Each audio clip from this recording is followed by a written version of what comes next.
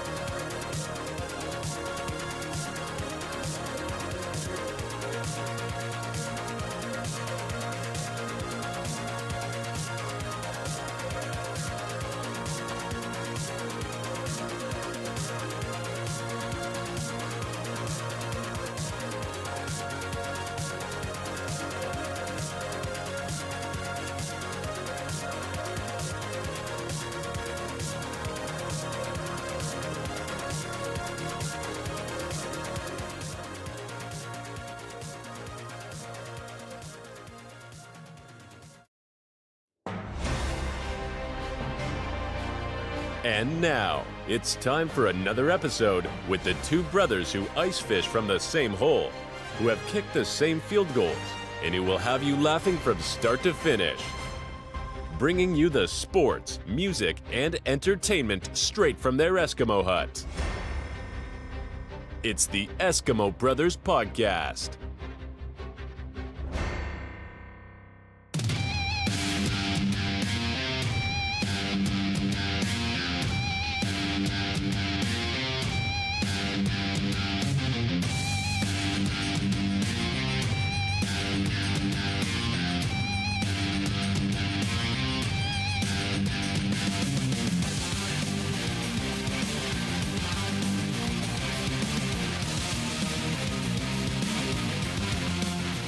Yeah, man. What is up out there, everybody? Welcome in to the Eskimo Brothers Podcast.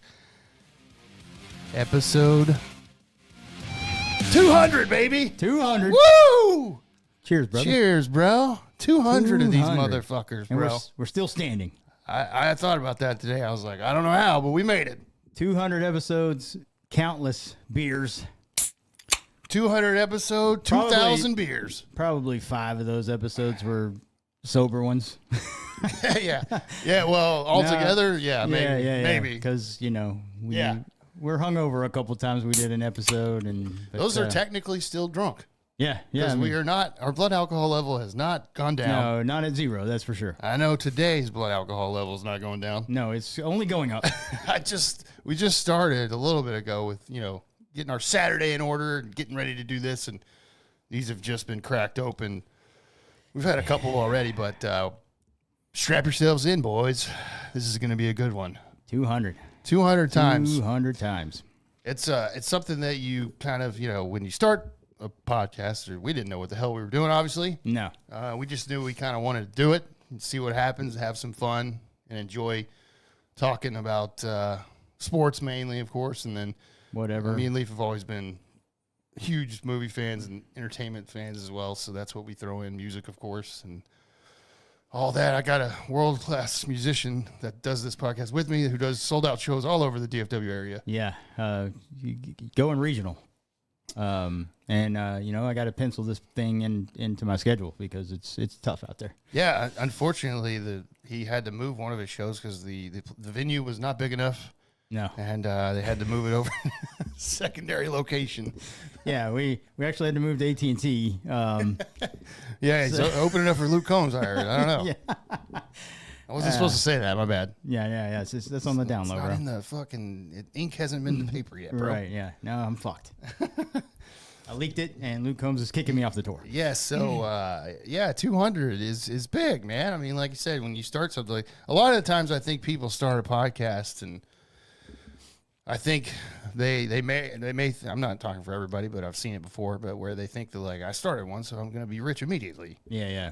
And they're like thousands of listeners. You see them give up on it pretty quick because it's a fucking grind. And we've done this podcast in front of 0 people, and we've seen some of the numbers, some of our episodes.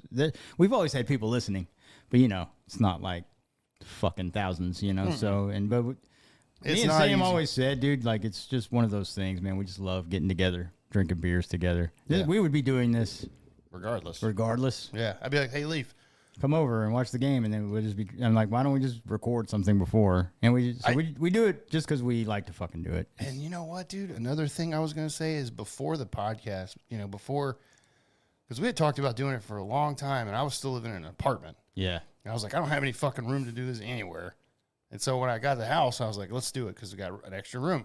And I've noticed that, like, because we do this most of the time, we do this during the day. Sometime, I've noticed I'm like, it kind of made me to be like, I don't go out anymore because I just get drunk at home and it's great. Yeah. And we podcast. So and that's the way it saved us money. Is what I'm trying to say. Exactly, and that's what we set this up for. We just we've always said this is like going to a bar, with your buddies.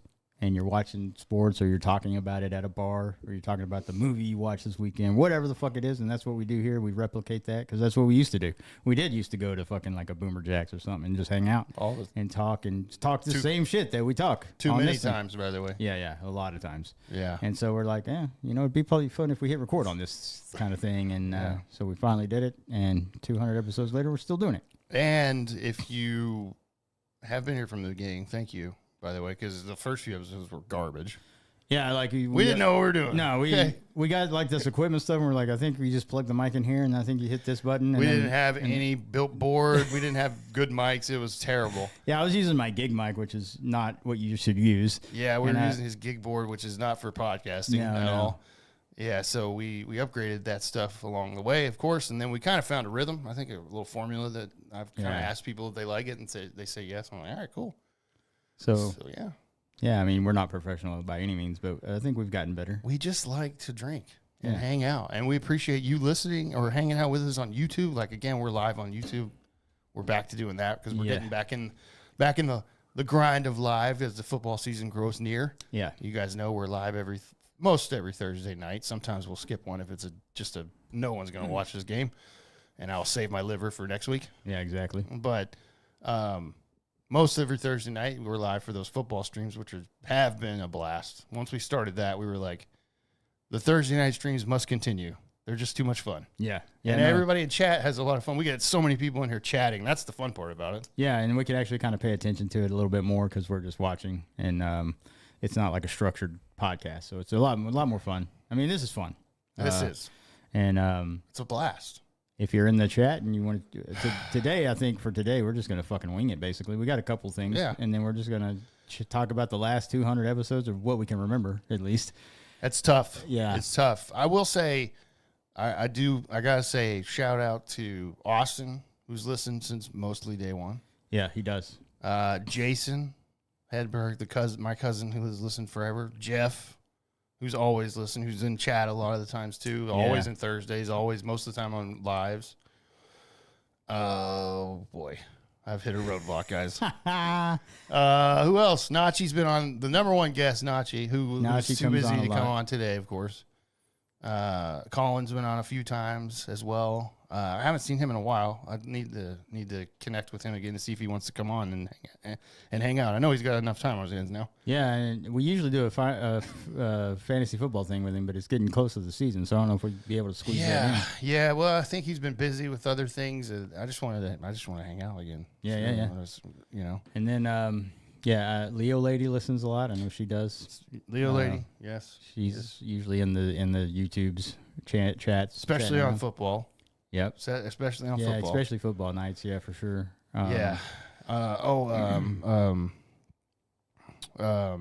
Chris, you're out there. I know you're out there.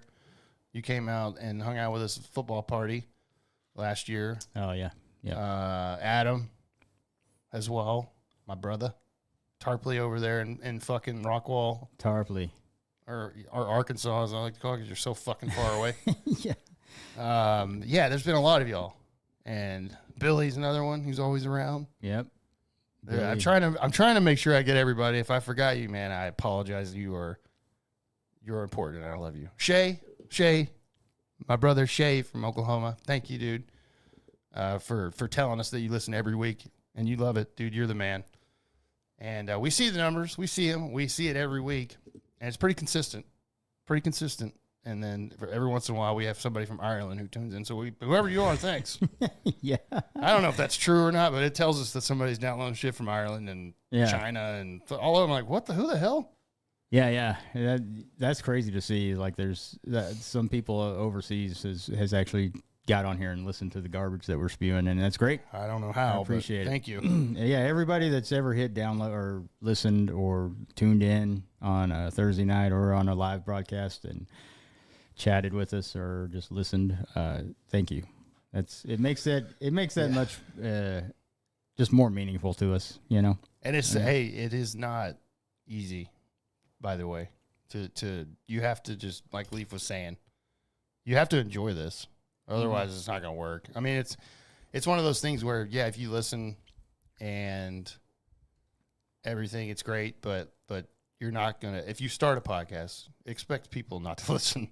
Just put it that way. Yeah, no, it's because I remember me and Leaf talked about it. I was like, if nobody listens, at least we're just doing this for us and having fun, dude. Yeah. I mean, it's a massive market, and there's so much competition out there because everybody's doing a fucking podcast. Especially when famous people do it. I mean, most people are listening to those. Like, people think you're going to get that, and it's like you forget that those people are famous and rich and have so many connections and everything. Yeah, if you've already made a name for yourself in the entertainment world, it's easy for you to hit record on a podcast and millions of people are going to start listening immediately. Are you sure, bro? Are you sure? I think if Kylie Kelsey, if she wasn't married to Jason, she started a podcast, she would have been #1 immediately, bro. Yeah, no, that's true. Yeah. Whatever. Yeah, you said, has she ever hit #1 again, except for her first episode? I don't know. No, she hasn't. Yeah. I know she hasn't. So, not saying her podcast isn't good. I'm just saying there's a reason why. Yeah. All that being said, this is the last episode of our podcast, guys. Yeah, we're done. This is where we're hanging it up. And things might get controversial today. I may pull my dick out. I don't know. Yeah. We're going to go viral somehow. We hit 200. We're going for 1,000. Yeah. I don't know how, but we'll get there. Yeah, we're going to be fucking 87. Like, hey. Yeah, we're going to recreate that meme where it's me and Leaf old as balls at a bar, like absolutely faded with the bro 60 years later. Yeah. We're both not making it 60 years. Be that grumpy old men movie. Oh, yeah, for sure. Yeah. Want to get drunk? Yeah. Yeah. And what are you going to do now? Want to get drunk? Yeah. Good call, bro. No, it's been fun. It's been fun. Every episode's fun. I mean, there's some times where, I'm not going to lie, I'm sure Leaf's the same way. There's some weekends where I'm like, God damn it. Let's do it, I guess. But there's sometimes, it's a grind. It is. And you got to plan around it. That's the thing. Our weekends, we plan around like 2 or 3 hours for this. Yeah. So yeah, we got kids, we got lives, I got gigs, and we got other things going on. So we got to make this happen every week, and we've done it most of weeks. Yeah. Over the last 4 years. 4 years. It took us 4 years to hit 200. Yeah. That's kind of crazy. I didn't think about that. Yeah. I remember that one year we didn't miss a single fucking week. It was like our second year in doing it, I think, or third year maybe. We did more than that because we did a couple Ranger ones because they were in the World Series. And we did the football ones, but like the regular weekly podcast, we never missed a week on one of those years, which was kind of crazy. That actually is insane to think about because we missed a couple weeks this year. Yeah, maybe like 2 or 3 this year, but most of the time we're pretty consistent. We're pretty solid on it, and like we said, man, thank you if you've stuck around this long since day one, and you know who you are. And if I missed your name, I'm so goddamn sorry. Yeah, I mean, it's so hard for me to remember everybody. Okay, but we appreciate it, obviously. Yeah, and 1,000 episodes equals 20,000 beers. That's probably pretty accurate. I believe it. Yep. There's been a lot before the podcast even, but like during the podcast, there's been a lot of Miller Lights flowing through these veins, bro. Yeah. A lot of Keystone over there. Well, Leaf was Bud Light for a little bit and then switched because of the Bud Light's marketing. Yeah. And it's not because of the whole thing. Whatever. What was the dude's name? Or Dylan Mulvaney. Yeah, it's a guy, but it's a girl. girl. He's acted like a girl, which is fine. Do what you want to do. Yeah, if you want to do that, that's cool. But like, what I didn't like Bud Light doing was they didn't stick to their guns, and that's what bothers me. Yeah, they like if Bud Light's CEO came out and said, "Hey man, we wanted to do that, so fuck you," and I've been like, "Oh, that's rock. That's fucking punk rock." Yeah, and I would have kept drinking it. But they're like, "No, let's get all the football players back in the commercials." Yeah, for sure. And then let's go to Kid Rock's house and give him Shane Gillis and Post Malone. Yeah, and then they go and convince Kid Rock to drink it again, and I'm like, he folded. Yeah, that also was kind of shocking. Yeah, so I was like, nah, I ain't playing that, dude. I mean, I get that you feel like you fucked up, but like I said, I would respect them more if they just stuck to their guns and said, no, we wanted to do that promotion. And I was like, okay, that's cool, man. I can respect that. Yeah. So now I went to Keystone, bro. And if Keystone does the same thing, fuck them. Point of that is we've had a lot of beers. We have. There's no shortage of alcohol. No. Ever. And thank you to John Daly for making one of the best vodka drinks. We've had some of those. And those. You may not be able to do math, but you can make a great vodka seltzer, whatever the hell you want to call it. Yeah, and I'm sorry that your cameo in Happy Gilmore 2 got wasted, basically. God, that was so bad. Anyway. Just didn't understand it. That's the thing. That's why I was saying, bro, was there an inside joke that John Daly's bad at math? Yeah, I've never heard that. I haven't either. Apparently, he sucks at math. I guess so. Yeah, I don't know. Yeah, man, we appreciate it. Looking back on the first 199, do you remember anything that jumps out at you? I can't even remember the first 5. We used to do a lot of lists in the first few episodes of our favorite top movies, our top comedies, top we did horrors. We did horrors around Halloween. We did top love songs. Top love songs. Top female singers. Yeah. We did top Batmans. That's right. We did top whenever somebody, I think it was Val Kilmer. I think we did top Val Kilmer movies or some shit. like if somebody died, we did like their top 5 movies. Or whatever. Yeah, we did that. I think. Yeah, and we used to do a lot of lists early on. Yeah, and we need to get back to that actually. Yeah, I guess you just don't want to do it every week. Yeah, but early on, like I said, guys, there's 2 episodes that I think stand out to me. And obviously, episode 50 was the one. Yeah, episode 50 was and good. People still talk about that episode, actually, because we had a guest on, too. Yeah, and that was the reason for that episode was because he was running late, which happens. And so I had started drinking when I got here because I thought he was going to, be here at one certain time. But something came up and he had to be here later, so gave me another like hour to drink. Episode 50. And then about halfway. But I just want to say real quick, before episode 50, we switched to... Well, we didn't switch. That day we were drinking Happy Dad seltzers. Yeah. And they snuck up on Leaf. Yeah, they did. Quick. And then the second half of that episode, it's episode 50. That's why I remember it. So you can go listen to it if you want. It's a very, very drunk episode. I was very gone. And what's crazy about that episode, Bo, is I believe it was on a Tuesday night. Yeah, I think so. Yeah. And the Super Mario Brothers movie was about to come out with Chris Pratt. And there was a big controversy about Chris Pratt sounding Italian, or if he was or not. We didn't know yet at the time. Right. And I was just, Leaf was hammered. And he was, I'd have to go back and listen to the whole thing. I thought about pulling some audio from episodes to play during this episode. Man, that was going to be so hard, dude. Oh, and Jeff says the car wash story. Oh, yeah, the car wash. I don't even remember telling that story. I guess that was early on, too. Yeah. Well, definitely. And the gangbang story was a big one. I've told that like 3 times on the podcast. Yeah, the Vegas gangbang story is famous. It's on like 3 episodes. Yeah. That's early. It's early, and then midway, and then I think we did it not too long ago. Yeah. First of the year, I think. And then the other one that stands out to me is one of our clips. The episode kind of went viral a little bit, not like massively, but it got a lot of attention from the Karens on Facebook about me Taylor Swift saying I wanted to have intercourse with Taylor Swift. That's right. And I wanted to have a baby with her. And they did not like that. They didn't like that. They thought we were disgusting and crude. And they're right, but 100%. I mean, we can say that. That's not like it's not illegal to say that, by the way. Listen, Karen, your husband has thought that. Yeah. Just because he didn't say it in a microphone doesn't mean it's not true. Yeah. But those are good. The Vegas gangbang story is always good. Yeah, like you said, that's been 3 times, I think, at least. And then the car wash story was early on. I might have to retell that one if it's car wash story. The New Year's Eve story was good. New Year's Eve. My Bill Street story was good. Yeah, that's out there somewhere. I don't know what episode. It's God. out there. I have no clue. Yeah, I can't. The only reason we remember episode 50 is just because it was 50. We had a guest, and it was just one of those famous things in the Mario voice, and it was so funny, dude. Yeah. I kept saying, but he's Italian. I don't know why he was saying that. I don't remember. Because he's Italian. I was like, people wanted it to be like an Italian speaking actor or something. I was like, it's fucking.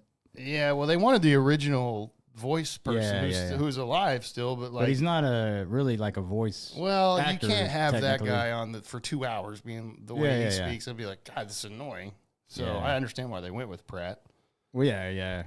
And obviously he's a fucking mega huge star. So, and that movie made a shitload of money. Yeah, it did. So that makes sense. But yeah, that episode, I think you were arguing about how you thought like he was going to be bad at it or something like that. No. I was saying he was just let him do his regular voice because people wanted him. They wanted him because Mario's Italian. They wanted somebody to have because they didn't think he was going to do an Italian accent or something. Okay. And we didn't know if he was or not. And I was like, just let it be Chris Pratt's voice. Who gives a fuck? And then, I think the argument I was making is because people were freaking out because Mario's Italian and Chris Pratt's not. If I remember, I don't know. It's very, very shady now. Yeah, there's nothing but shadiness. I'm just looking through the list here of episodes, of like titles and everything. Episode 85. We hope there's beer in hell, so we must have had a good time then. Al Pacino was having a kid at age 83. We talked about it in episode 85, and I remember a funny voice that we did on that one. I think you did it. Episode 80, shower beers and pee. So there you go. Oh yeah, that's a good title. There's been some funny Arnold Schwarzenegger likes to fart, episode 39. Nice, yes. Episode 71 was good because we had our buddy Bill on for I believe the first time. because that one's called Philly Sidecars with Nooner Nation Bill. Oh, yeah. And Bill's a good one. Yeah, Bill's always fun. So we love that. Episode 67 is called Soaking. I don't remember what that's about. Episode 64, Time to Run Some Trains. Nice. I don't know, man. Some of these are funny, so I'm sure that you've, if you don't remember those, then I don't know. Yeah, Go out there and listen to them, I guess. Episode 53, Devil Made Us Do It. That's true every week. That is true, yeah. I just want to throw that out there. That's our excuse. Anyways, some of those are funny. There's been some great stories told on this. We've talked about, obviously, all of our sports teams that we love, especially the NFL. That's a big time for us, the NFL season. We love diving into most every game and talking shit about our teams. You guys, actually, in the 4 years of this podcast, you've seen the complete downfall of me as a Cowboys fan. Yeah, that is 100% true. Yeah, because when we started this podcast, you were still on the train. Oh, of course. Yeah. And then it didn't take long, though. You've seen the downfall completely. Yeah. We've seen him go completely, like, not even wearing Cowboys gear. There's nothing in this room that is hanging up that has a star on it. No. Except for the Randy White signed football over there. But that's okay. He's a Hall of Famer, bro. Yeah. I mean, that's a good thing to have Yeah. there. But, yeah, I mean, he's completely detached. Yeah. With good reason, because, they have been god-awful. Yeah. And you guys got to see my franchise get turned around within a year, which was beautiful to me. But, yeah, 4 years ago when we started this, they were not good. We still had a shitty owner. Yeah. The ownership changed, like the Leafs transformation from being basically like the Undertaker brought back from dead. Yeah, I rose from the grave, and I'm like, hey, thank you, Jaden Daniels and Josh Harris. I heard the bell ring. Dong. Yeah, I was like, except for it sounded like this. Yeah, like, hey, now I'm not depressed. Yeah, I actually have hope. Well, boy. But yeah, that's it's been a wild ride, man, for 4 years. Yeah, I gotta say, man, some of the stories we've told, and there's a bunch of crazy stories from the internet we've told, which is always fun. Yeah, it's always fun to talk about that. And you name it, they're out there. Yeah, you name it every week. We got to see our baseball team win a World Series doing this podcast. Yes. That was a beautiful I'd never thought that was going to happen. I didn't think so either. I thought I was going to die before they won one. Definitely. And they did it, and they're probably never going to do it again. Yeah, the playoff run was special. That was when we were pumping out a couple episodes a week because we wanted to talk about just the Rangers for once a week because they were in like the ALCS, and then when they won that, they went to the World Series. We did a preview episode, and then we did a celebration episode the day after. And I think that led into the Thursday night football stream, so it's kind of perfect. And it was just like it was a good time to be a Rangers fan then, and now it's not a good time. Yeah, Aubrey says you'll die before you see another. That's probably true. Yeah, actually, you might be right. But hey, we got one. We got we got one. If that's the one we get, I'm happy. I mean, I thought this team was going to be more competing for more, but especially this year. Yeah, especially this year. But yeah. Anyway, it's been fun, man. It's been a lot of fun. A lot of beers, a lot of fun, and we appreciate everybody that's hung out with us for this long, or if you found us along the way too. So, yeah, we've met a ton of people, especially on the football streams, on the Thursday night football streams. Like we met a guy from Bulgaria, I believe. He's like a cop over there in Bulgaria. He hopped in one night, and we were like basically teaching him football. Yeah, he thought we were like soccer. I was like, no, this is American football. Yeah, and he's like, oh, yeah, no, Tom Brady. And that's it. And we're like, well, there's other people in the league, but he is the GOAT. If you needed to follow somebody, that's a good one. What time is it over there? He's like, 3 a.m. I'm like, Jesus. I was like, damn, dedicated. And then we were teaching him football, and then he came in a couple times. I know he hops on it. I see him like our Instagram posts a lot of the times too. Still, yeah, so he still follows around. Yeah. Hopefully, if you're out there, I can't remember his name. I can't either. I'm sorry, brother. But maybe this year in football, maybe we'll see him back in the football stream. Still planning my trip over there, and you told me in the stream that I could use your couch to sleep. Yeah, so I will do that.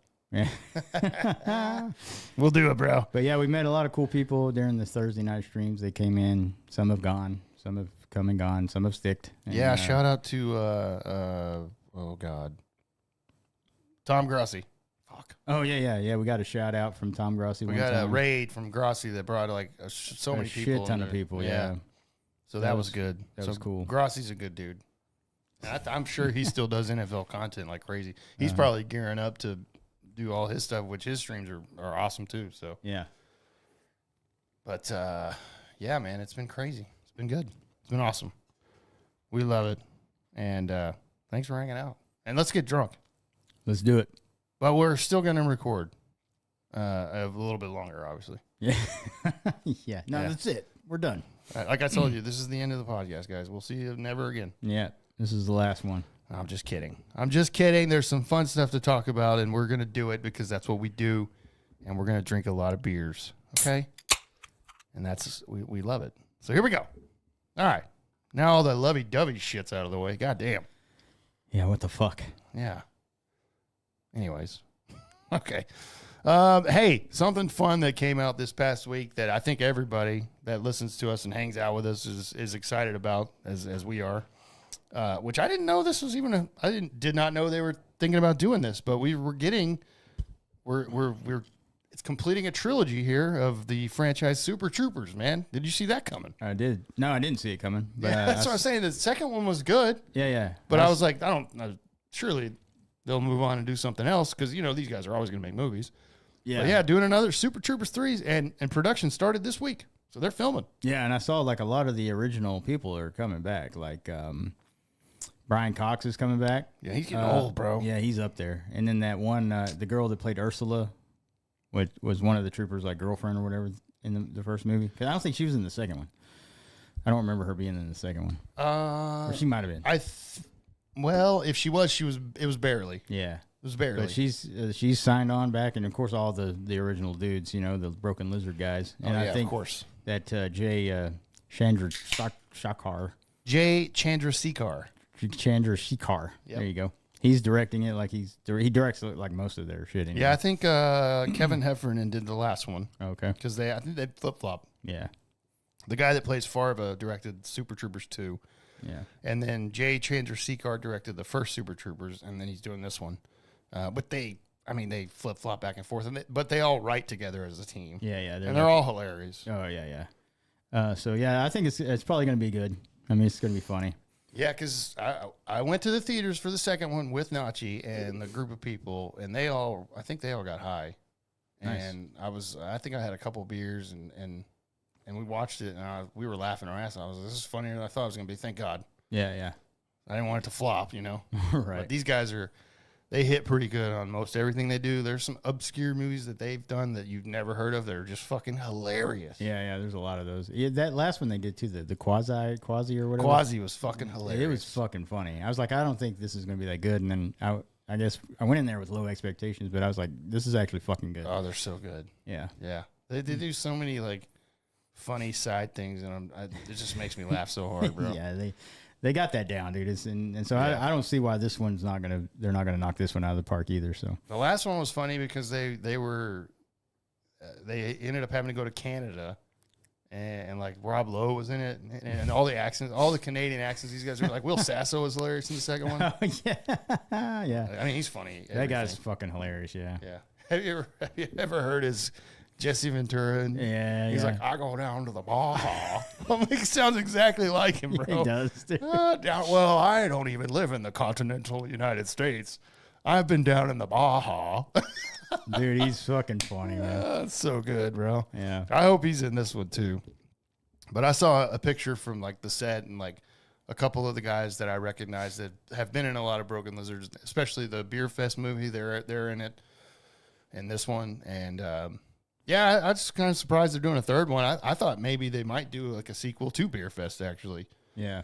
Because they've been, I think, probably toying with that idea for a while, because Beer Fest is great too, dude. Yeah, yeah. They don't have many that aren't bad. I can tell you that. So. Yeah. I know. They're great. So it's in production.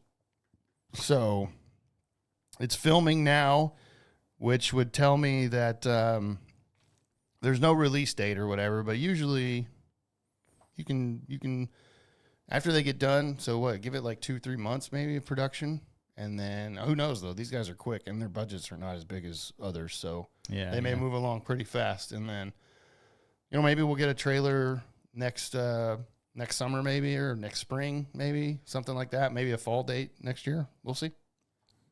Hell yeah, I'm looking forward to that one, man, for sure. Yeah, that would be.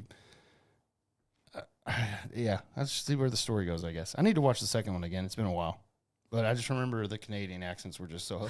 Because those 3 Canadian cops in it, one of them was Will Sasso, and the 2 other ones, I don't know who they were. I don't think they're very well known, but they were also goddamn funny, bro. Because they were like trying to piss that one off about how like Danny DeVito was like bad penguin or something like that. I remember that. He's like, or they didn't know. He's like, is that Danny? He's like, yeah, bro, that's Danny DeVito. It's like, who the fuck's calling a hockey night or whatever? He's freaking out and shit.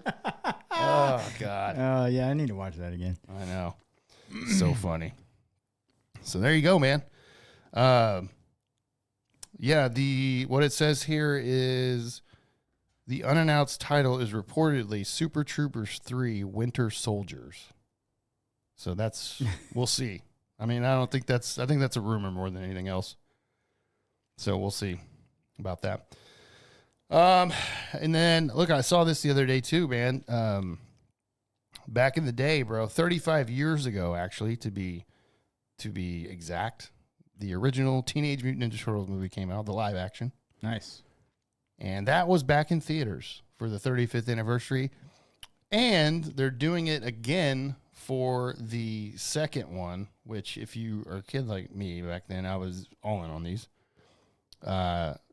With Teenage Mutant Ninja Turtles #2, which was called Secret of the Ooze. Mm-hmm. And that is coming back next year for its 35th anniversary. So they're doing this twice. And apparently, I think I saw a number that it made the re-release of the first one that has been out there. I think it was $3.5 million it made in theaters, which, I mean, for a 1990 movie, just re-releasing in theaters is pretty good. Yeah, it's not bad. Especially because it's Teenage Mutant Ninja Turtles. Yeah. Yeah, I mean, I've seen that movie because that was like middle school time for me when it came out. I saw it so many times. Oh, dude. That was one of the first movies my mom took me to. I was like 5. Yeah. I was massive. I had all the fucking like action figures and shit, and my mom took me to that Same. one. I wish I would have never opened it up. Yeah, I know. They'd be worth millions now. Yeah. Yeah, I went and saw that, and I just fucking loved it. And then when it came out on VHS back in the day, Yeah. I wore that motherfucker out, dude. I think there was a summer I probably hit it 50-something times. Oh, yeah. Like, I watched it every fucking day just about. Yeah, when you were like a young kid back then, probably boy, you were all in on the Turtles, bro. Yeah. I mean, I watch the cartoon every Saturday. I actually physically own I own the whole set of the original cartoon. Yeah. So I'm okay with saying that, bro. Yeah, I watched every fucking episode of that. Came in the turtle van, bro. Yeah. Like the box set. That's badass. I know. I have it, bro. So yeah, the second one comes out next year for another re-release. I should have gone out. I should have gone out to the theater down the road and watched it, man. Yeah. That'd been cool. I mean, it's just so fucking easy to watch it at home, bro. And I'm like, Yeah. When you got it at your fingertips now, it's pretty easy. Yeah. Pretty good Oh, yeah, stuff, dude. bro. Go out there and watch it. I saw something, I think it's today. It's only one day, but Batman and Batman Returns is in the theater at AMC Theater. I think it's today, actually, and it's only for this one night, and I think it's like a double feature. I was too young to go watch the first Batman. Yeah, me too. But the second one, I vividly remember going to the theaters and watching that. Yeah. 100%. Well, I don't think I was too young. I think I was, when the first one came out, I was like 10 years old, maybe. Yeah, but I didn't go to it. Like, my parents didn't take me to a lot. Really? Yeah. Because they weren't like big movie watchers. I know, man. Fuck them. That's an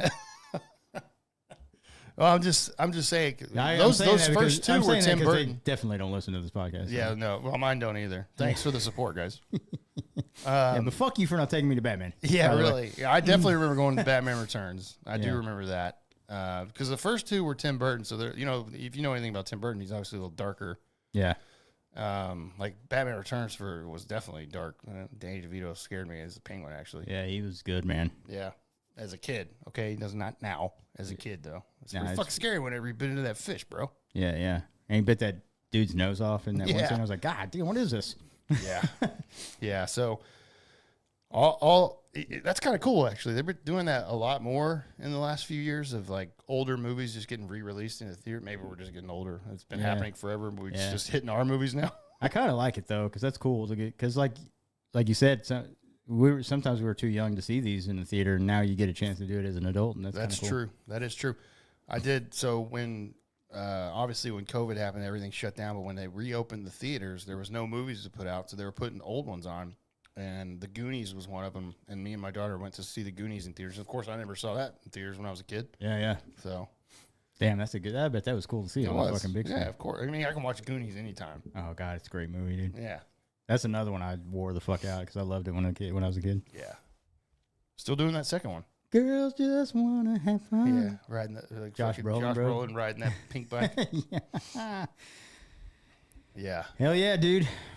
Well, there you go. Just go out there and check out some old movies out there in the theaters because we'll probably do that. Either that or we're gonna go watch Terrifier. Yeah, we're gonna do that. They're Actually, I like that series. Man. I'm not gonna lie. Dude, it's great. Yeah.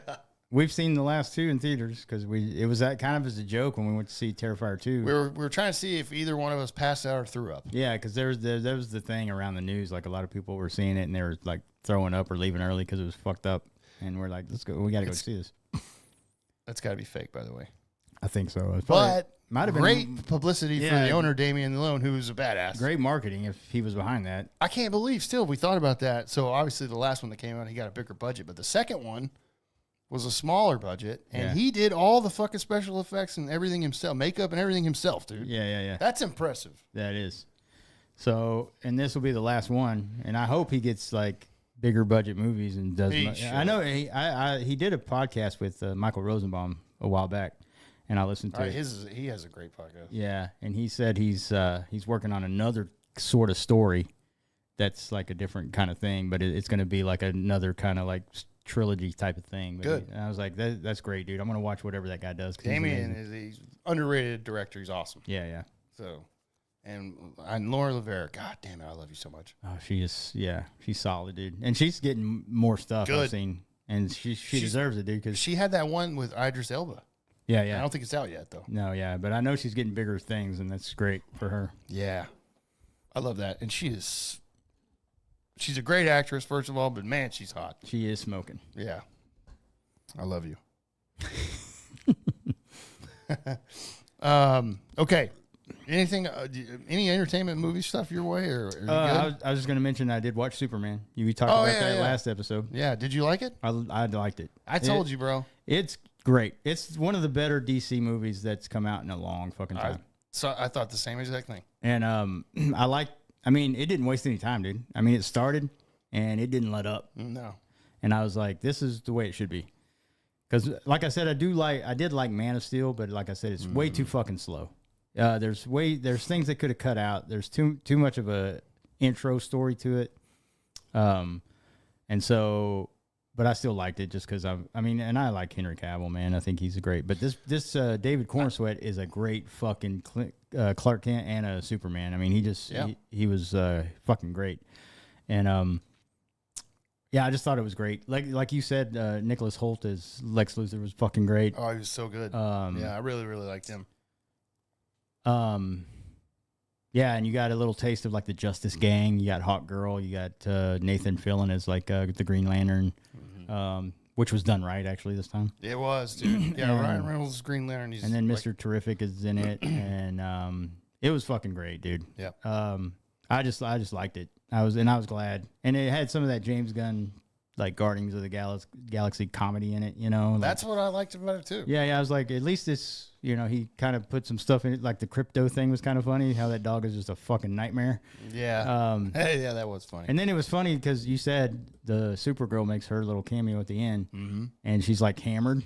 Yeah. I was like, this is fucking great. I know. I was like, this is exactly what DC needed as far as a reboot goes. And I was entertained the whole fucking time. Same. I was shocked. So, yeah. I knew you were shocked, and but a lot of people told me that I work with is like one of my managers. He's like, yeah, you got to go see it, man. It's so fucking great. Right. And so I kind of thought it was going to be good, but I was actually like, I really fucking liked it. Yeah. I told you. I thought you would. I definitely thought that you would like it, bro. And because usually if Leaf says like something shit, then I won't even watch it. Yeah. Well, same thing with like if he says something's good or if I do it, I'm like usually we both enjoy it. Yeah. Go figure. But see, I was like, whenever you said you watched Superman, I was like, he's not going to like it. He's going to tell me it sucks. But I was still going to see it, obviously. Because I know, you're not the biggest Superman fan. So I was like, man, maybe that influenced him. But I like movies that are entertaining and good. Yeah, Done right, then it's great. So when you said that you fucking loved it, I was like, oh, okay. Well, I got nothing to worry about then. Obviously, they're going to do another one. I think he's already writing it. Yeah, I think so. And it's going to be good.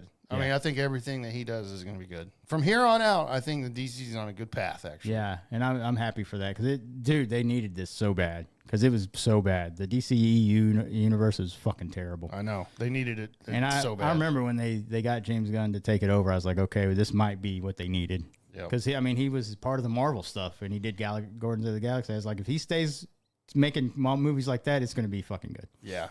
So yeah, I was happy with it. I loved it. Good. I watched it twice, actually, to be honest with you. In the last couple of weeks, I watched it twice. So that's good. Yeah. Yeah. I was actually really happy about it. I knew you'd like it. I had a feeling. Pretty good. Really good. I had a feeling. What else did I watch? Oh, I was going to tell you about. Oh God! So sorry. Go ahead. I just reminded myself of something that I'm going to talk about. Go ahead. What else did I watch that I needed to tell you about, dude? Holy fuck! I don't know, man. What did you watch? Oh, I don't know. I mean, I did watch a documentary last night that was fucking crazy, bonkers crazy. I got a documentary to talk about later. The one I watched it's on Netflix. It's called How to Rob a Bank. Have you seen that one yet? I've seen it on the actual like when I'm scrolling through. I just haven't watched it. Yeah, and I can't believe I haven't heard about this. It was about this bank robber in the Pacific Northwest, like Seattle area. And he robbed like banks for like 5 years, and they didn't come close to catching him ever. Damn. Until the last, whatever. But it's his whole story, and I was just blown away by it. It's an hour and a half long. It's just one thing. It's not like a limited series or anything. But I was like locked in, dude. It was fucking really good. All right, but check that out. Put that on your list. I need to put that on my list. The documentary I was talking about was we'll talk about it when we get to sports or whatever. We're talking about the Cowboys documentary. Oh yeah. Maybe I think that's what I was thinking of. But yeah, I was thinking we'll do that in sports. Yeah. Oh yeah, I got that for sure on the list, bro. Because we got to talk about that. Oh, absolutely. So before that though, I do have a couple music things, and then we have unfortunately for the 200th episode we got an RIP segment because nobody can go a week without dying. So yeah, and it sucks for our 200th episode that we do have to have an RIP segment. But whatever. We could have left it off, but I don't want to leave anybody out. No, man, we got to talk about these people. These are great people that are no longer with us. But before we get there, I got a couple music things. And unfortunately, well, I won't say unfortunately because maybe somebody likes it. But these aren't going to be great music things. So, all right. We got a new single that came out, bro, from AJ and Big Justice. Oh, God. Oh, yeah. Here we go. Here we go. I knew it. If you guys don't know who AJ and Big Justice is yet, where have you been? Y'all are missing out because this is... They bring the boom. Yes, and it's solid. Yes, to say the least. So obviously, I'm gonna play like a minute, maybe not. I don't know if it's a minute, but it's a little bit. Well, I don't know. We may not make it through the minute. I have heard this clip. I already know it's a banger. I haven't even heard it yet. Yeah. So AJ and Big Justice put out their brand new single. It's called Big Fat Meatballs. Okay, cool. Okay. So I'm just going to play it. Setting the tone early. Yeah. Set the tone. Yeah, he's got the set the tone shirt on. So yeah, here's a little clip of AJ. Like I said, guys, these music things that we're going to talk about, most people think this is bad. All right, here's a little clip of the song. Now, if you got an appetite, right here's the place to be. We're eating big, fat meatballs round 2:45. The feast is prepared. It's about to go live. Now's about the time for the family to arrive. Cousin Angelo's got provolone and here comes Lulu. Mama Justice and Ashley got the tiramisu. Don't forget the Rizzler and Uncle Salasta. We'll be eating big fat meatballs with prosciutto and pasta. Big fat meatballs, they're our favorite meal. Big fat meatballs made of pork, beef, and veal. Big fat meatballs for our daughter and son. Hey, I want to say that whoever wrote that riff, Drew, good job, bro. It's a great riff. Bro. I didn't know those guys had pipes like that. Yeah. They're not even, dude, they're like talking basically. Yeah. It's crazy that these guys get as many views. How many views on that? 296K. Jesus Christ. And I think that just dropped like 2 days ago. Do you think they write those lyrics? Probably, because they're so bad. Because they're so bad, yeah. Yeah.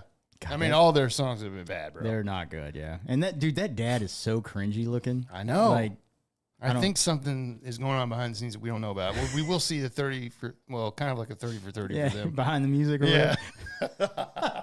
Behind the music, AJ. Yeah, like VH1 behind the music. Like we said, whenever he gets to like 25 or something, Big Justin will be like, I didn't like doing that at all. And he's at like some rehab center. Yeah, he's They're all doing drugged up. He's in a white suit. Like, what the fuck? Man, say what you want. Obviously, these guys they have their thing or whatever. These guys make a shitload of money doing stuff like this. They do. And It's crazy. It's so fucking weird, man. It's so weird. It's cringy looking. It's bad. It's bad. But That is bad. but hey, go out there, give those guys a listen and a follow. AJ and Big Justice. They didn't pay us to say that. I'm just saying it because I'm a fan. Good Lord, bro. Who doesn't like big fat meatballs, by the way? Right. Meatballs are solid. I mean, look, dude, if they're an Italian, well, I guess they're an Italian family. They probably make some fucking banger food. Probably do. Yeah. So Well, that's all they fucking sing about, so I'm guessing it's good. it's true. They do the Costco food reviews and then all that. Song of the Summer was pretty good. I remember that one. Yeah. I mean, they're up there, man, with the some of the greatest ones of all time. I know. They should submit that for a Grammy, bro. I know. Okay, and another thing that we've talked about before in the music stuff is some of these guys that we've grew up with or whatever that sing that are past their prime that maybe should hang it up a little bit. That is the thing we've talked about over the 200 episodes is we have listened to some of our guys that were back in the day, 80s, 90s guys that are trying to keep doing it today, and they are falling a little bit short. They can't. The vocals are not there anymore, No. and they need to probably hang it up. So Like- we've got Bon Jovi. John Bon Jovi was one of them. He's real bad now. Yeah. Enrique Iglesias was bad. Vince Neil. Vince Neil. Oh my God. I Yeah. don't know how they keep running him up there. Yeah. Stop, for the love of God. Yeah. Well, money, obviously. Yeah. Was there another one? Oh, I'm sure there is. Yeah, there probably is. Oh, Axl Rose. Axl Rose. Yeah. he's Axl fucking- Rose. He can't. I mean, do we it just anymore. saw him on a live stream last for the Ozzy's Ozzy last show, thing. and he was so bad. Is not good. Yeah. Oh man, it was bad. I was like, holy crap! I can't believe like Ozzy's. Well, I mean, I don't know if Ozzy probably didn't book it, but Sharon probably did. Like, what were you thinking on that one? Slash may have something to do with I mean, that, just the band name is so big, like it doesn't matter. True.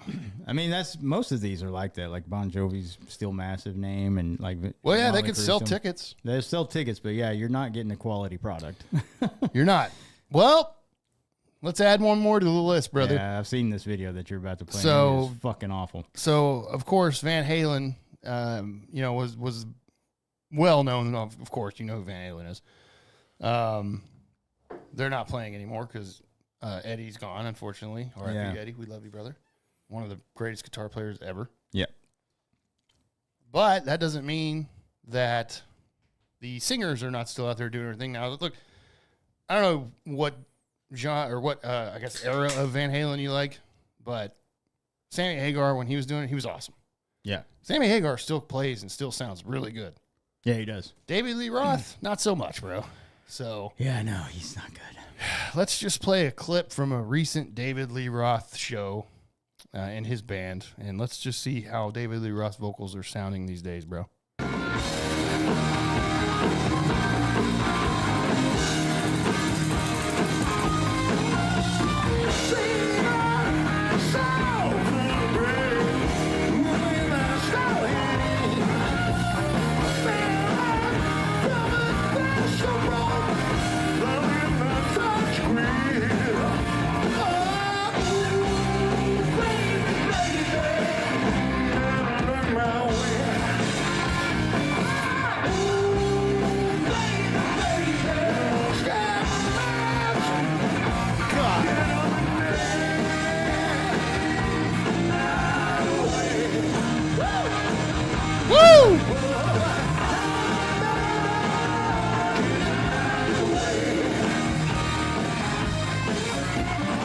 Okay, that was like obviously I don't know if you know that song. Can you tell what song that was? That's "Dancing the Night Away," which is an amazing song, by the way. But it's shit. Left and Far Behind. Here's like another little clip that some lady at the show posted. And she was like, "Oh, I regret ever doing this I regret ever coming to this show."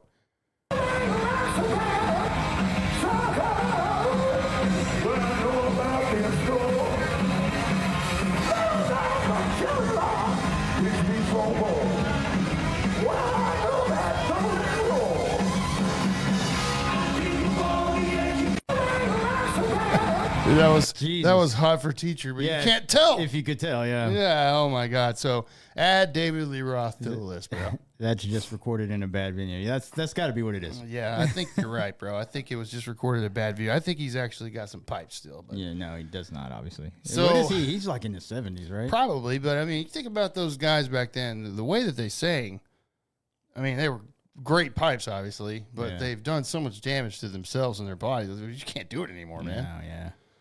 Just like the way that they were singing, like obviously David Lee Roth had a ton of high vocals. Mm-hmm. So did Vince Neil. So did Bon Jovi. You just can't do it anymore, You can't man. hit those fucking notes, bro. It's just your body's not gonna let you do it, and I don't know why you try it. I'm sure they may have like changed the key or something, but it's still he's trying. He's still trying to hit the high notes, yeah, bro. and you're just not. He's obviously not getting there. I think, by the way, David Lee Roth did so many drugs. I can't believe he's still alive, to be honest. yeah. Yeah. So there you Wow, go. man. There's another one. Add another one to the list of just the musicians that are older now that probably should just. I mean, well, I'm guessing that most of them probably did not manage their money well at all. Maybe not. Like Bon Jovi obviously did, but I guess that band's still together. So there's well, I think Richie Sambora's not in there anymore. Yeah, he hasn't been a part of the band in a while. Which is a mistake. Yeah, But yeah, he's a great guitar player. But yeah. Yeah. How you gonna get rid of the talk box, bro? Right.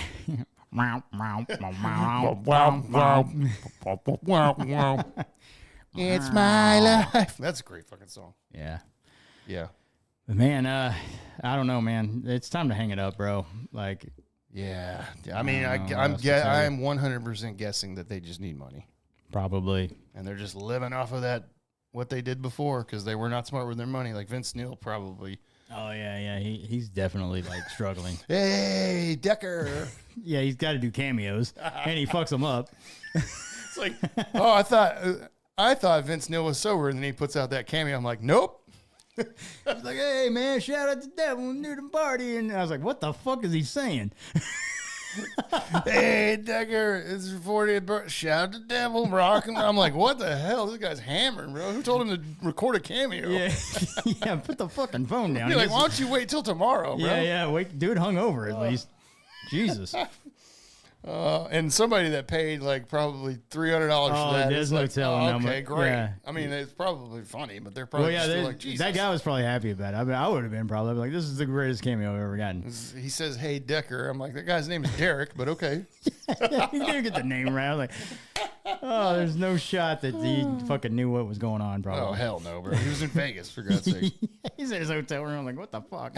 He already took him. It was still daylight because he was moving around and you see the sun Yeah. coming through his window. I was like, Jesus, this guy's gone before the. You know, fucking- there's no time frame with these guys, No. you know? But yeah, that's, add David Lee Roth up there, bro, Yeah, as well. that's yeah. I mean, that doesn't shock me. If you said, "Hey, David Lee Roth's torn," I'm like, that's gonna be bad. Yeah.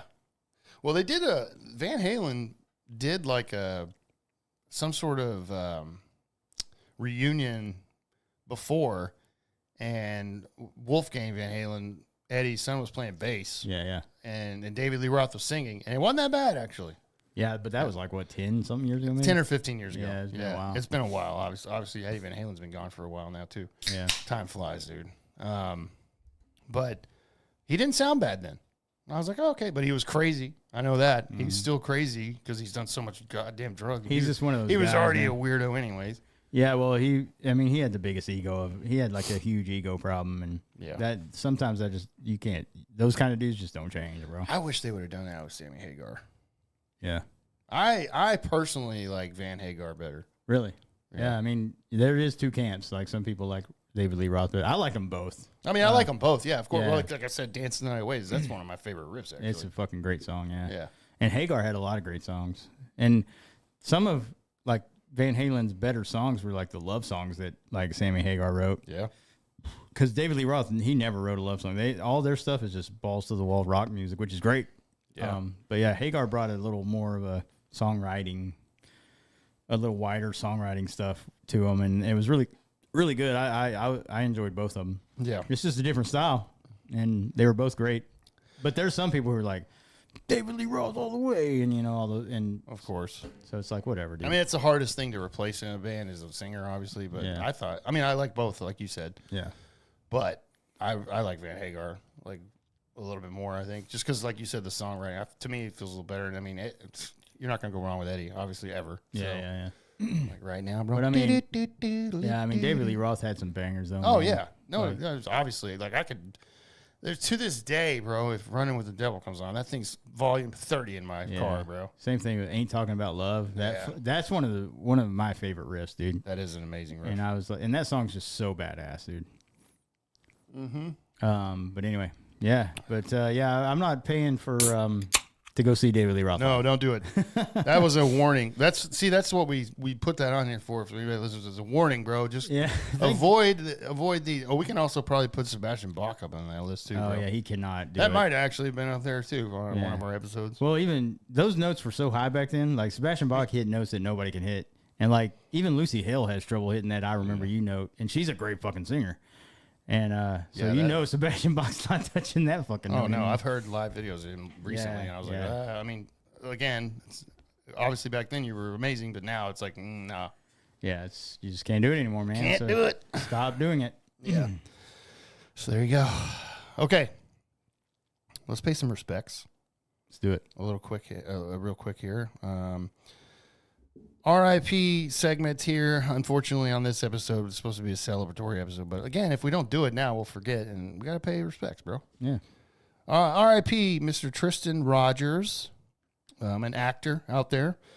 Again, like I said, whenever something comes across my thing, I have to pay my respects. Best known for playing Robert in the ABC soap opera General Hospital.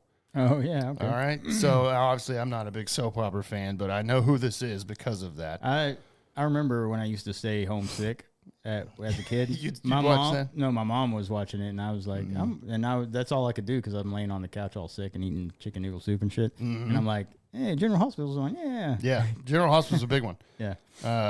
So yeah, he was Robert Scorpio in that, and also in 2010 he did go into The Young and the Restless a little bit too. So soap opera guy. Yeah. He was Australian. He passed away this past week as well. Lung cancer. So unfortunately, lung cancer. So That's R.I.P. Tristan terrible. Rogers. Also, lung cancer sucks, bro. It also kind of took Walter White. So Yeah, it did. watch out for that. Fucking Heisenberg, bro. Okay, good. I'm glad somebody got that. R.I.P. Heisenberg. Yeah. As well. Okay. Like 10 Tristan years ago, Rogers, yeah, though, yeah. R.I.P., sir. Yeah. R.I.P. Mr. Terrence Stamp. Man, this is a big one. Another actor. You may not recognize the name, obviously, out there. We always tell you to Google these guys because you Google them and you should recognize it. You'll definitely recognize Terrence Stamp, I believe. Yes. Very, very well-known actor who's done a shitload of stuff. Man, he's just how old was he? How old was he here? 87. Yeah, 87. I was like, man. Been around General Zod over there, bro. The original Supermans, right? Yeah, talk about Superman, dude. Superman 1 and 2, the Christopher Reeve Supermans. He was General Zod in those movies, and he was fucking great. Yep. And but yeah, like a lot of other shit, dude. Like I remember him in Young Guns. What else was he in? Oh, that Valkyrie movie. I remember him in that Valkyrie movie with Yes. Tom Cruise. Yeah. Oh God, I love that movie. Yeah. Dude, I think that's one of Tom Cruise's best movies. I think so too. It's fucking solid. He was also in Star Wars Episode 1, The Phantom Menace. Oh yeah, that's true. Yep. Get Smart as well. Wall Street, the original Wall Street movie in 87. He was Oh in fuck. Yeah, I forgot about that. that. Yep. So, a lot of movies. This guy is well known, but I think back in the day in the 80s, for late 70s, 80s, for General Zod. Yeah. Kneel before Zod, bro. Yeah. Very well known. Very well. Again, you Google this guy, you'll be like, oh no. Yeah, you'll see his work, and it's like oh shit, I can't believe he's in that. I remember that or whatever. Yeah. Solid guy, man. Age 87. Won a lot of awards too, man. He did win a lot of awards, man. He won Best Actor a lot in different film festivals and everything. Won a Golden Globes. Just a ton of stuff. And yeah, that's sad, man. Once again, 87 though. It's a very long life and a lot of movies and a lot of entertainment stuff. So another legend, bro. So R.I.P. Terrence Stamp. There you go. R.I.P. Real quick, R.I.P. Mr. Frank Caprio, 88 from cancer. If you don't know who that is, you'll know who it is. So he's like a judge out there that got viral for his just being like super like cool with people whenever they get in trouble. And a very nice judge that most of the time, if you ever deal with a judge, is probably not going to get anything remotely close to this guy. Yeah, you usually get a stone cold dickhead. Yeah. This was a viral judge that would go viral. Like a lot of the times it was just smaller things, like somebody couldn't afford to pay like a fine or something, and he would knock like a lot off or whatever. And then just there's a lot of videos out there of him, and he was like a really, really famous judge out there that was a good guy overall. Yeah. So yeah, I remember seeing. I didn't watch a lot of his videos, but I did see like one of his videos came up on my TikTok thing, and there was a guy that had to walk all the way to fucking like his thing. He had to walk like 5 miles or something, and he was like, "Wow, I can't believe somebody would do that," or whatever. And he was like, "Why didn't you take an Uber?" He's like, "I can't afford it." Yeah, and he's like, "Yeah, I have like $5 in my bank account right now or something." And it's something crazy like that, and the judge was like, "Well," he goes, "I respect that you actually can't. Most people would not do that, you know, in this situation." And so he like actually almost pretty much let him off like scot-free almost with a very small fine. And so that guy was super appreciative. He was crying. I was like, God, this is this is crazy. Stop. Scroll. Yeah. Before I start crying. God, scroll. Yeah. My fucking eyes or allergies are bothering me.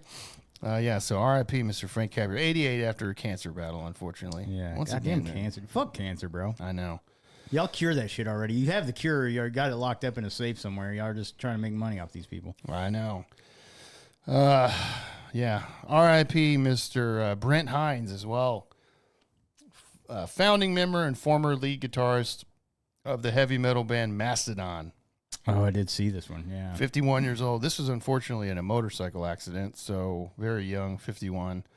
In Atlanta, Georgia is where this happened. He died Wednesday after his Harley-Davidson collided with a BMW SUV, whose driver did not give way while making a turn. So, unfortunately, Brent Hines, who left Mastodon earlier this year, by the way, he was not in the band at this time. But, yeah, founding member of Mastodon who, there's a lot of people out there that love Mastodon. Early Mastodon, when he was in it, like when they started off, I know for a fact that me and our buddy Aubrey, we saw them several times, and they were great.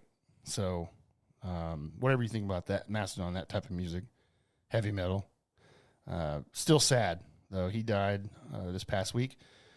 51, too young, and again, motorcycle accident. That's why I'm never riding a fucking motorcycle, dude, ever. Yeah, those things are dangerous as fuck, dude. Not only that, but just the people around you. Again, like they said, the driver did not give way while making a turn because people don't pay attention to the motorcycles out there, dude. No, they don't. So, yeah. But, yeah, obviously a lot of the music world, especially the heavy metal music world, was very, very shocked by this. Just saying, like, terrible, terrible. So, yeah. Mastodon performed, by the way, at that last Aussie show as well. So, but not with him, of course, because he left the band. So. Yeah. Yeah. So, yeah.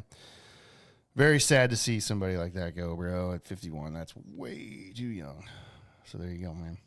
Yep. R.I.P. Legends. We love you. All right. Unfortunately, even though this is the 200th episode and we're trying to celebrate, there is death all around us. I know.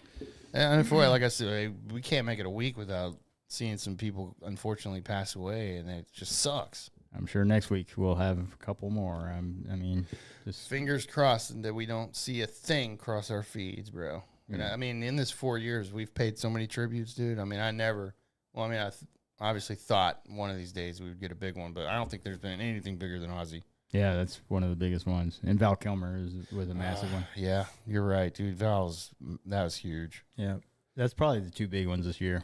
Yeah. The real big ones. Over the 4 years, too, I think. Yeah, probably. You know?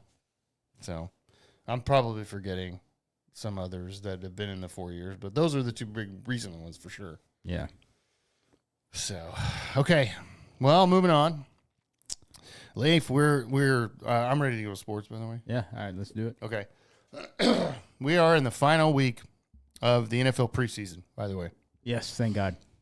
That's exactly what I was going to say. Thank God. I hate preseason. I'm going to come out and say it. I just wish it was only 2 games and they would just add a regular season game and push the season by, give everybody one more bye week and push the season by 1 week and then put the Super Bowl on President's Day weekend. Thank you. Yeah, I think they're going to do that because I think everybody wants that. Hopefully it happens very soon because preseason is just garbage. I mean, it's good for the younger people or the other backup guys to get some playing time because they're not going to get any playing time during the fucking season. But who gives a fuck? Like, and then, you get, it is a good chance for your starters, but some starters some teams play their starters, some teams don't. Yeah. Like Jaden Daniels got 1 series, which is fine. And I'm glad he got out there. He even ran for a touchdown. I was like, oh my God. He didn't throw a pass, but he was supposed to, but then everybody was covered and he ran like he does and he scored. And so I was like, hey, that's all I need to see. 4 yards. Get down. Yeah. I was like, please God, don't die. Dude, that can happen in practice. That's why I don't understand. Yeah, I'm just like, but I was good to see him out there. And they, like I said, 4 plays, 74 yards, and they scored. That's what I want to see from my first string offense. And I was happy with that. Right. But other than that, man, the preseason sucks. I'm always happy when it's over. And we are fucking 1 week away, brother. Well, I guess 2 weeks. Yeah, they give them a week off. Yeah. Which is good. Yeah. To get your shit right, get your roster set, because there's going to be a lot of cuts after this weekend. Yeah, that's true. Get your roster set, and then you game plan for your first opponent, and yeah, we're off and running. Hell yeah, brother. So yeah, I'm with Leaf. I just don't put any stock in preseason. Now, obviously, the games this week is a lot of like who's going to make the team. You know, filling out the rest of your rosters, mainly special teams guys. I mean, you're not going to see much. Yeah, and you're going to see like. If teams are going to carry a third string or something, like today, the Commanders played Sam Hartman. He was like the third string guy, and see what he can do. Yeah, he played most of the game. Josh Johnson played a little bit. There's those two are fighting for the third string spot, so like something like that. Because Marcus Mariota is obviously going to be the. I was going to say he's still the backup, right? Yeah, he's the backup, and then so you see a lot of that in this last game. And then you see some like third string, like or fourth, fifth string, fucking like running backs and shit trying to make the roster. Shit like and that. if they do, they're playing special teams. Yeah, they're not going to get in the game ever. But never. Yeah, I mean it's whatever. If you're like interested in like knowing the depth of your team, which sometimes I am, but I just can't watch it because it's bad football. It's so bad. Yeah, you're like, oh God. And I mean, these guys could play in the fucking UFL soon. Yeah, most of them. That's where most of them are going to go, obviously. Yeah.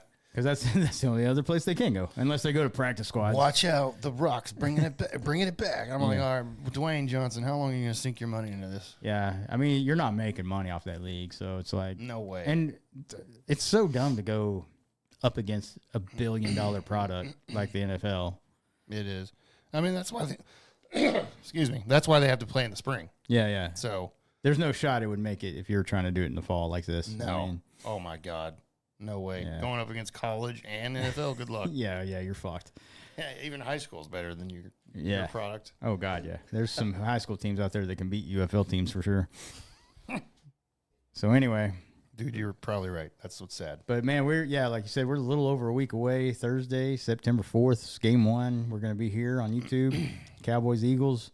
And then week 1 starts that following weekend. Holy fuck, I'm ready. And next week, Saturday. I mean, this was the first official day of college football today. Oh, yeah, it was, yeah. I watched a little bit today. Yeah. And there wasn't, like, any crazy games because week 1 is usually kind of light. But right. Next week will be a big week.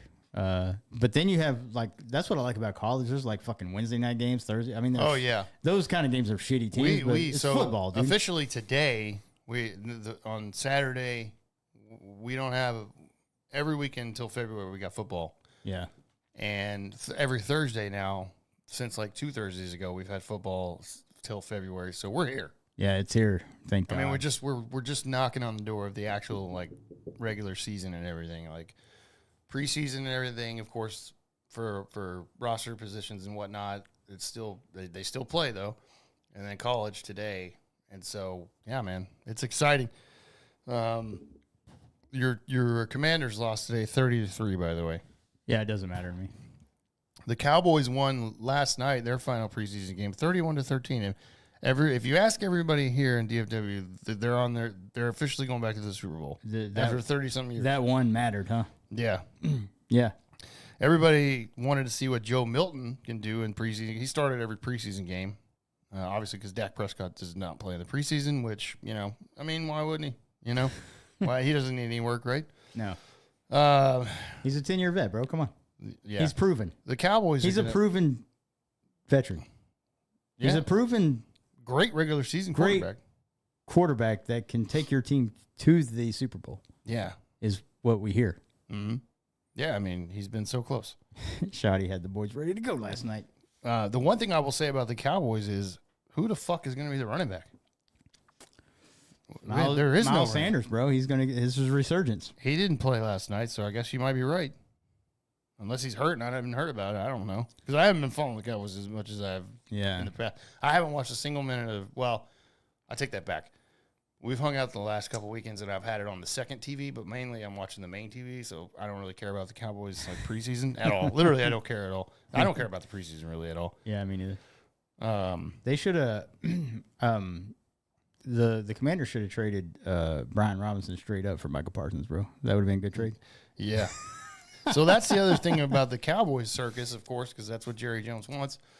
They couldn't handle this Micah Parsons situation any worse.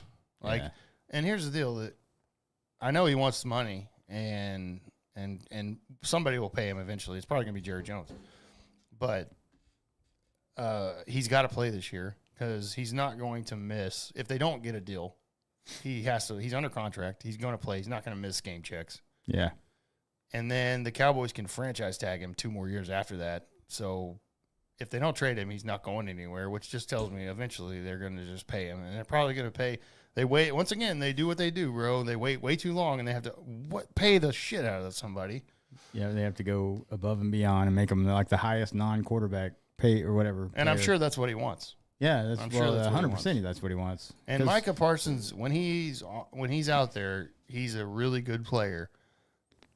In my opinion, and I look again. Let me just restate that. My opinion, he's a really good player. However, my opinion, in the big games and everything, I have seen him completely disappear and not make a difference. Yeah. And I'm serious. I'm not kidding. That's true. Oh, Sam, he's been double teamed or whatever. Okay, then make some sort of an adjustment and get that guy somewhere where move him around. Yeah, yeah. I'm just saying the great players, they find a way. They make it happen, yeah. Yeah. So come at me if you want. Again, I didn't say he was a bad player. He's made a lot of plays. He can get to the quarterback and everything. Great. The big games, I have just seen him disappear completely. Just saying. Go watch tape. Like a lot of Cowboys players. Yeah. Especially the one guy at the one position. Go watch tape, bro. Yeah. Did you see him in 2023 against the Packers? The wild card game? I don't remember seeing any Cowboys player stand up. Yeah, exactly. That's a good point. That's a good point. I'm just saying. That's all. So yeah, I personally would just be like, hey, we're just going to let you play out this deal, and then if they want to tag him, great, and then just let him go, dude. I have no problem with that, by the way. Yeah, because probably by that time he's going to be up there, right? Like 30-ish maybe at that time, or how old is he? 24-ish, 25? Yeah, he's young still, bro. Yeah, he's only been in the league, 3-something years? Yeah, 3 years, I think. Okay, so he's still like mid-20s then. Yeah, he is. He is, where's the age? 26. Oh, God, okay. I thought he was maybe a little bit older. Yeah, they could keep him for this year, and then, 28. I mean, he's still obviously good. You can still be really good in your early 30s, but thing with the Cowboys, and they do this so often.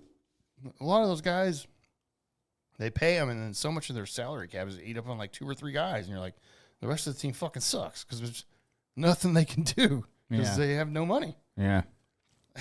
It's crazy, yeah. Yeah. So, I don't know. We'll see what happens with that whole saga. I just wanted to say they couldn't handle this any more worse than they have. Well, it's like typical Cowboy shit. Yeah. It's like, and Jerry loves this. This is why this is happening. Of course. Because it puts the spotlight on him. 100%. And that's because there's no other reason for a spotlight to be on him except for drama. Because you can't talk about the product on the field because it's not good. No, it's not. So it's like, well, we got to do something else. Let's make Micah Parsons, let's make this thing. Let's make him demand a trade. Yeah, and then let's make this like the most fucking dumbest fucking situation of all time. So we can keep the national attention on us. Yeah, Jerry's like, we didn't make the playoffs last year. How can we make headlines in the preseason? Let's just not pay Parsons and make it the worst thing of all time. Yeah, and then whenever the news kind of starts trailing off from him, he's like, all right, let's give him all the money in the world. Yeah. And then you're like, oh, well, they're back. Yeah. Oh, God. Yeah, speaking of players who play in the preseason or whatever, I do want to throw out that yesterday the Chiefs played, and Patrick Mahomes played in every single preseason game. That's wild to hear because that's actually I actually like that move by Andy Reid. Yeah, Kelsey played yesterday. Patrick Mahomes was 8 of 13 yesterday for 143. That guy's solid, bro. Look, dude. Obviously, Andy Reid knows what he's doing. They've been to the Super Bowl all the time. I think their run's coming to an end, but you never know. Yeah, they're a dynasty for a reason. Hopefully it comes to an end because I'm kind of tired of the old Chiefs. I think what our next podcast will do our like NFL pre everything. Yeah, we could. We can do to. it now if you want. I don't give a fuck. Well, I didn't have done zero research. Okay. Let's wait till next week. Yeah. But I wouldn't think. I already know. I don't think they're going to go back to the Super Bowl. I just say it. I can pick these off of my ass, bro, and probably be right most of the time. Yeah. The division winners, bro. We've done that, and we've been right most of the time. Yeah. That's pretty easy. Let's do it. All right, fuck it. Fuck it, man. Let me pull up the division so I can remember who's in what division. I told you this episode we're going to fly off the cuff. Yeah. Or we told you, right? Yeah. And I love it. This is what we do. This is what embodies the Eskimo Brothers podcast. That's right. That's what we do. NFL. What am I doing? Let's start on the NFC. I'll just give it to you right here, bro. The worst division in the NFC. NFC South. NFC South. Let me pull them up. Falcons, Panthers, Saints, Buccaneers. Who's winning that division this year? Falcons, Panthers, Saints, Buccaneers. Let me see, dude. What is? You don't know? Hang on, bro. Out of those teams? Well, let me pull up the team so I can. You said Buccaneers. NFC South. So you have the Falcons, the Panthers, the Saints, and the Buccaneers. Buccaneers. All day long. I will also take the Tampa Bay Buccaneers in that division. It will be between the Falcons and the Buccaneers. The Saints don't have a quarterback. No. Panthers really don't have a quarterback. It'll be between the Falcons and the Buccaneers. And Falcons. Well, yeah, that depends on Penix Jr. I don't know. Well, they also have Kirk Cousins as a backup. The most expensive backup of all time. $40-something million backup quarterback. God damn, I can't believe they didn't cut him or something, dude. Yeah, what the fuck? Okay, so Buccaneers in the NFC South. Yeah. NFC North, Bears, Lions, Packers, Vikings. This is a really good division. This one's hard. It is. I do think the Lions are going to win it again, but I do think it'll be close, like it was last year. The Vikings were damn close.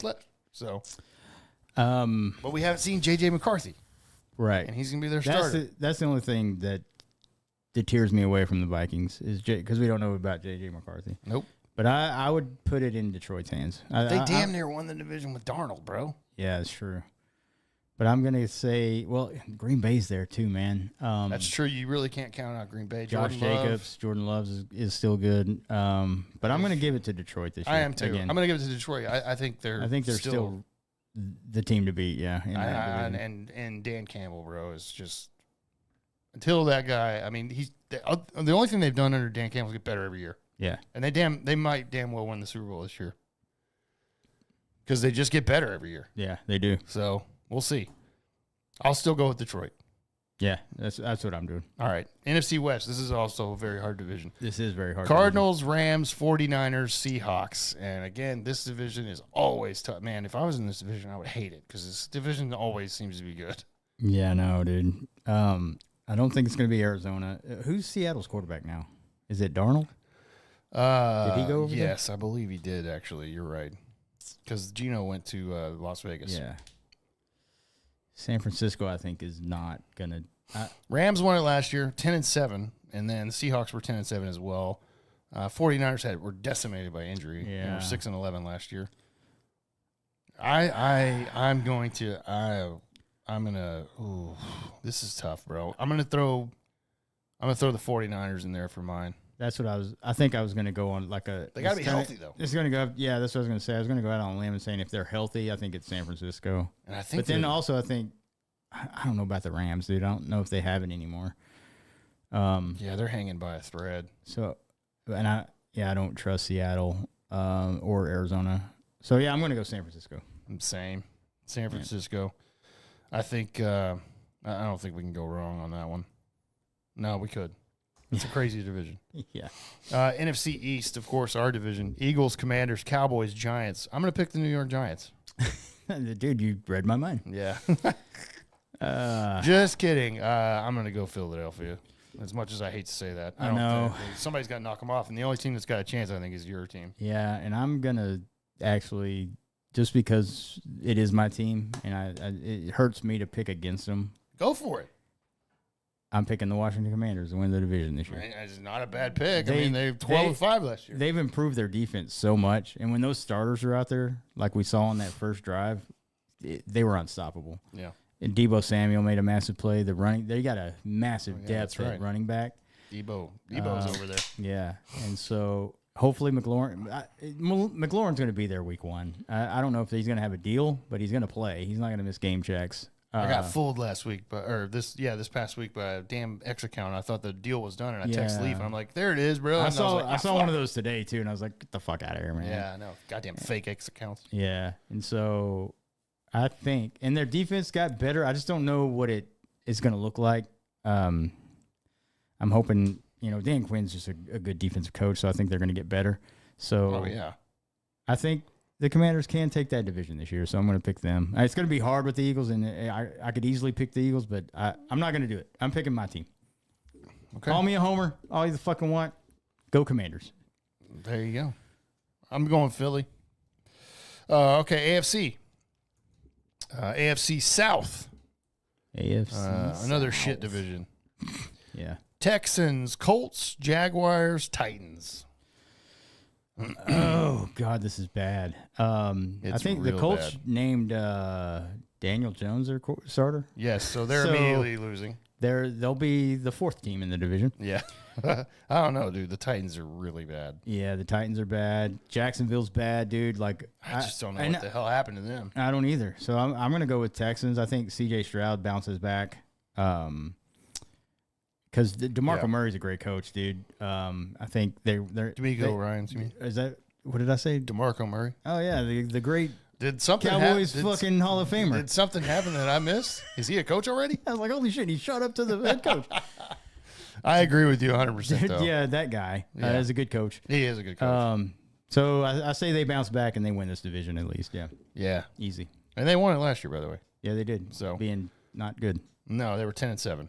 Yeah. So. But I'm going Houston as well. As much as I hate to say that because I hate Houston. Mm-hmm. AFC North, another banger division. Ravens, Steelers, Bengals, Browns. This is a hard-nosed division. It always has been. Ravens, Steelers, Bengals, Browns. When the hell is Mike Tomlin going to get fired from Pittsburgh and have a losing season? Yeah. This is easy, bro. Give me Baltimore. Yeah. I think Till somebody picks them up. I would love to pick Cincinnati. I just don't trust them. Unfortunately, Joe Burrow's probably going to get hurt again. He's running for his life in preseason when he played. Yeah. They just start off so bad, too. Yeah, they do. Every year. They always start off really bad. They never have an offensive line. Baltimore's or defense, yeah. So Baltimore is going to take that pretty easy. I mean, I don't trust Pittsburgh. Joe Flacco is starting for the Browns. They announced that earlier this week. I don't trust Pittsburgh, even though they got in on a wild card last year. Pittsburgh, I just don't trust them. Aaron Rodgers, I think he's done. That's the thing, dude. Like, he does not have anything left in the tank, bro. Did you see those videos of him and doing like warm up thing? He looks like he's fucking moving. Because he's like 80. He's so old, dude. Like, just give it up, bro. Yeah, I agree. They're literally trying to milk everything else. I know he can still make plays, but he's just not Aaron Rodgers anymore. He's not what we saw like in prime Green Bay Aaron Rodgers, who was just insane. Yeah. MVP Aaron Rodgers. He's not even close to that, and it's just bad. And we saw that with the Jets last year. I was like, all right, let's see what he's got left. I know he's coming off an Achilles, but he looked bad. Yeah. And that's the thing, him coming off those injuries. And I just don't think he's the guy anymore. And give me the Ravens easily on that. Give me Lamar Jackson and the Ravens, bro. Yeah. AFC West.